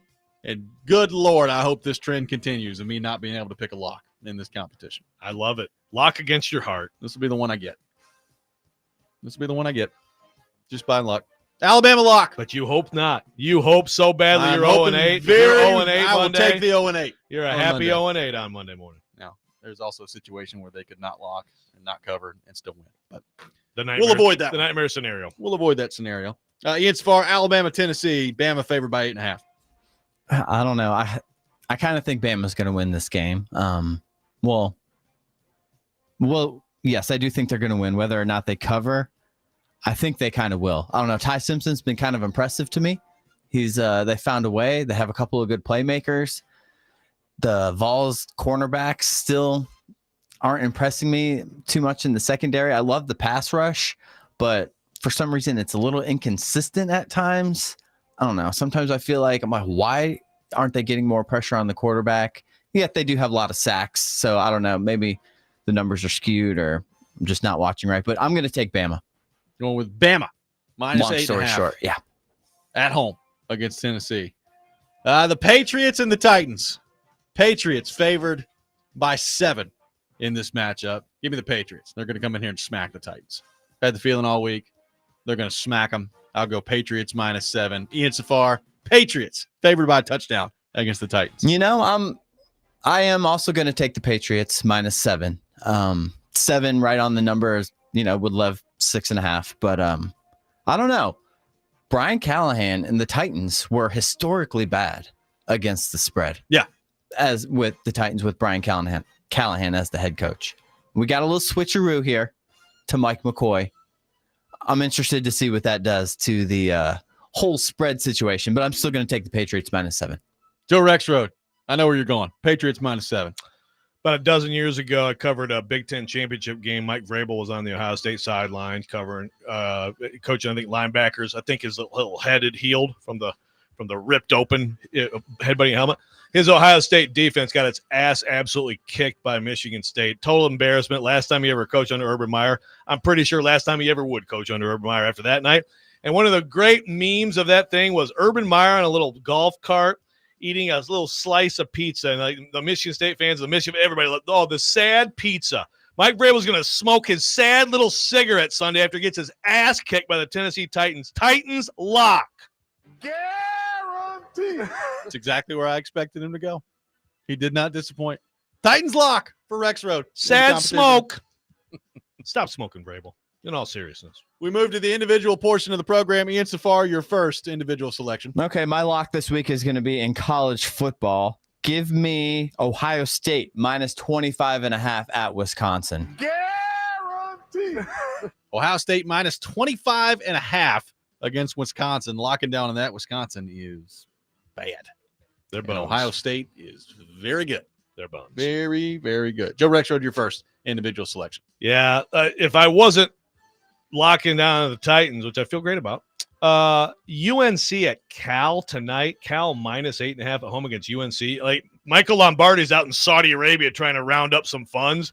I mean, my God, give me Cal, and I'll give those 8.5 points. Going with Cal in a classic ACC matchup against North Carolina, favored by 8.5 points. Give me Alex Golesh in South Florida -21.5 against Florida Atlantic. You know, people I almost took them last week, and they were trying to, North Texas was favored in that game, and then South Florida smoked them. Give me South Florida -21.5 against FAU. Joe Rexrode, your second individual selection. Yeah, like that pick a lot. That's a wagon. I'm staying. Miami took it to them, but that's the team I think is going to get in the playoff from the group of 5. SMU at Clemson. We've been making fun of Clemson. We've mentioned today they're not very good, but they kind of have the offense going now. I should have taken them last week against Boston College. I mentioned it, the 14.5. They destroyed. No, I wanted to. Yeah, well, I think we both should have done that. I'm taking them at home -5.5 against SMU. SMU is a pretty good team, but I think Clemson has figured things out enough to go on a little rampage in the ACC. Give me Oklahoma -5.5 against South Carolina. Oh, I almost took South Carolina. Another loss for Shane Beamer. You hate to see it. I'll go Sooners -5.5 against South Carolina. Ian Safar, your second individual selection. Okay, my next two are NFL games. We will go to the Wentz revenge game. Eagles at Minnesota, although I think the Eagles bounce back. I have the Eagles -2.5 at Minnesota. Give me Philly to win by at least a field goal. Going Eagles -2.5 against Carson Wentz and the Minnesota Vikings.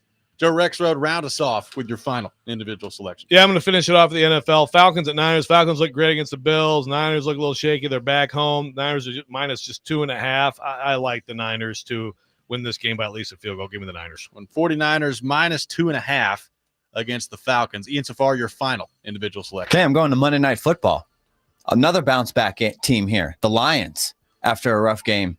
5.5 versus the Bucks. They're a little bit banged up. The number seems a little high. 5.5, which makes me think which Vegas is trying to get people to pick Tampa.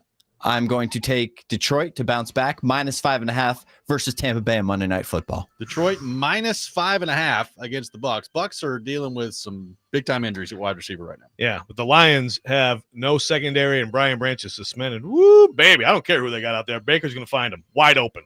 Wide open. Give me the Green Bay Packers. Packers. A Lions hater. That's okay. That's true. Give me the Green Bay Packers -6.5 against the Arizona Cardinals. Arizona's imploding. They got beat by the Titans. If they beat the Packers, I think they covered versus the Colts last week. Oh, they did. Brissett on the road. Oh, they did. If they beat the Packers, not going to be a good move for me on Monday morning. I'll go Packers -6.5 against the Cardinals. Ian, did I miss your lock? I locked Ohio State. Wisconsin. Okay. I did. Sorry. It's okay. Great weekend of football coming up. Great weekend. Yeah. Very much looking forward to it. It's very good. Very much looking forward to it. We'll have our final thoughts on the weekend of football coming up next. The Titans and the Patriots, the Vols and Alabama, Vanderbilt, LSU. Take it any way you want to take it. Rapid fire coming up next. Robby and Rexrode, 102.5 The Game.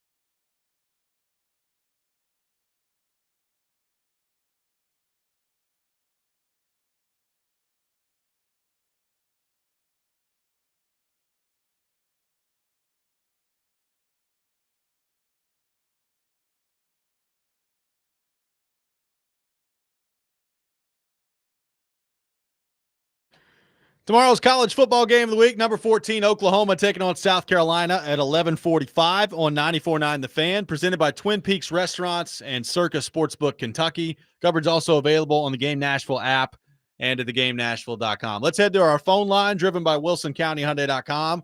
Welcome in Rich to the program. Rich, good morning. Thank you for calling in. Hey, good morning. How you guys doing? Good, man. Great. Hey, all this Titan dysfunction, I think it starts with the owner up top, and it rolls down to the two guys who did the press conference the other night. I don't know what's going on with this team. I mean, you look back, since Fisher, we've had coaches only last a year or two. I mean, what veteran coach is one of them going to take this job? The only one that didn't was here beyond 1 or 2 years was Vrabel. So I want to get your comment and see what you think is going to be happening with this team. I don't think they're going to win for the next 2 to 3 years.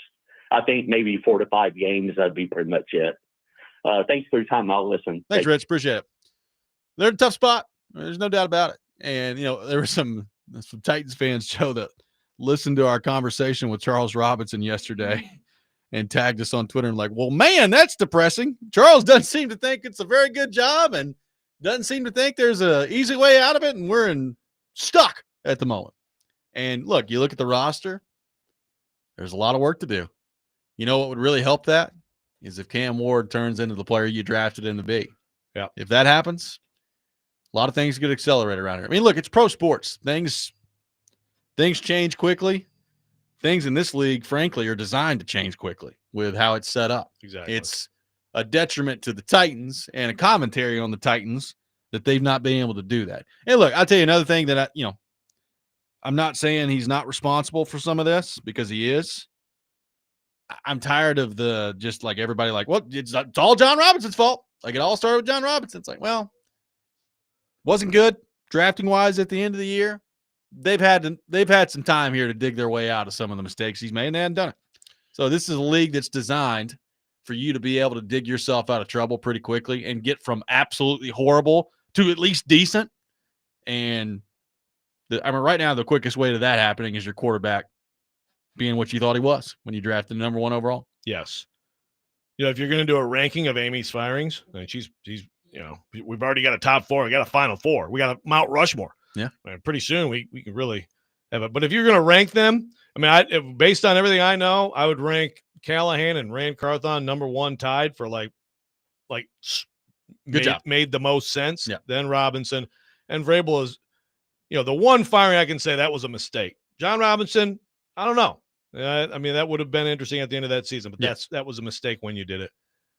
But to your point, and we've been saying this, but it's a bad job relative to other jobs. It's not attractive relative to other jobs, like other jobs that will be open, but there's still a limit to the floor. You can't go too low. Yeah. It's the NFL. You're going to get a viable candidate. You're going to get someone who there's a reasonable reason to expect success from whoever they hire, because it's the NFL. And they're not going to hire someone out of left field. I know some people, and in Portland, like to look back and they just hired Brian Callahan for no reason because he, brought Peyton Manning his Lunchables and stuff in Denver. No, I mean, he was an actual viable, actually one of the top candidates of the 2 cycles ago. The Titans can get someone like that, but there's likely to be a candidate or two that they really like that they're going to lose out on to another team. What kind of Lunchables do you think he brought? I don't know. Peyton seems like one of those nacho dudes. Yeah. Those pizza nachos, Lunchables, or those pizza ones, which Yeah. I think are kind of dumb. Pretty gross. That's like a little straight up, a little turkey, a little cheddar. Thanks for the Lunchable, Brian. Yeah. Thanks, Kelly. Joe, if Josh Heupel goes on the road, gets a win against Alabama tomorrow, what does that do for obviously this team this year, but the program in general? If you can go win in Tuscaloosa for the first time since 2003. Well, think about that. You'd be talking about 3 out of 4. So first time since 03, which is massive. You'd be talking about 3 out of 4 against Bama, and in the other one, you're up 27 at the half on their place. Yeah. So you haven't solved the Georgia riddle yet. Should have this year. Make a field goal, and you do. But you took big steps, and now you have the clear upper hand on the 3rd Saturday of October. You got to probably step back and give Josh Heupel a little. I'm sure it does. You're gonna have to watch this game with your dad. It sounds like. Yeah. Oh my gosh, that might be. He might have to ground you. Check the news. The disrespectful things you might say to your dad, he might have to ground you. Yeah. After Saturday. So no, it'd be a huge deal. And also for this team, I don't see a scenario where they miss the playoff if they win Saturday. I don't see it. I would agree. I'd agree. I think it's going to be a really difficult thing to pull off too. Like it's not, it's not David versus Goliath or anything walking in there, but Alabama's rolling right now and they look good offensively and their quarterback's playing well. Like this is going to take whatever Tennessee's best game is. It's going to take that and probably a couple of opportunistic plays, forcing some turnovers. We'll see if they can do it on the Vanderbilt front. If they get the win tomorrow, what does that mean for Clark Lee in this Vanderbilt program? Like I said earlier, and it's some hyperbole. I'd like, Jake Lyman's going up next. I'd like to see his thoughts. I think it's the biggest game in program history, and I think so. Is it the biggest win in program? That's the thing. Is it the biggest win in program history? If put Alabama last year number one, is that started all of this. We're like, oh my God, we have to look at Vanderbilt through different eyes. But this game going in, I think is just gigantic. And if they win, they are truly in any discussion until further notice. They have a bunch of tough games after it, but they're truly in the discussion. They are in this sucker as we get close now to the College Football Playoff Committee coming out with their rankings. I mean, all these things that you would never think are possible. But again, we just watched Kurt Cignetti become the third highest paid coach in college football. Say Penn State, nah, I'm good. I'm staying in Indiana. So that's college football right now. Yeah, pretty fun. And Vanderbilt is pretty fun. We got an awesome weekend of football coming up. We'll be back on Monday morning to discuss all of it. Hope everybody has a great weekend. Next Man Up with Jake Lyman is coming up next. You're listening to 102.5 The Game.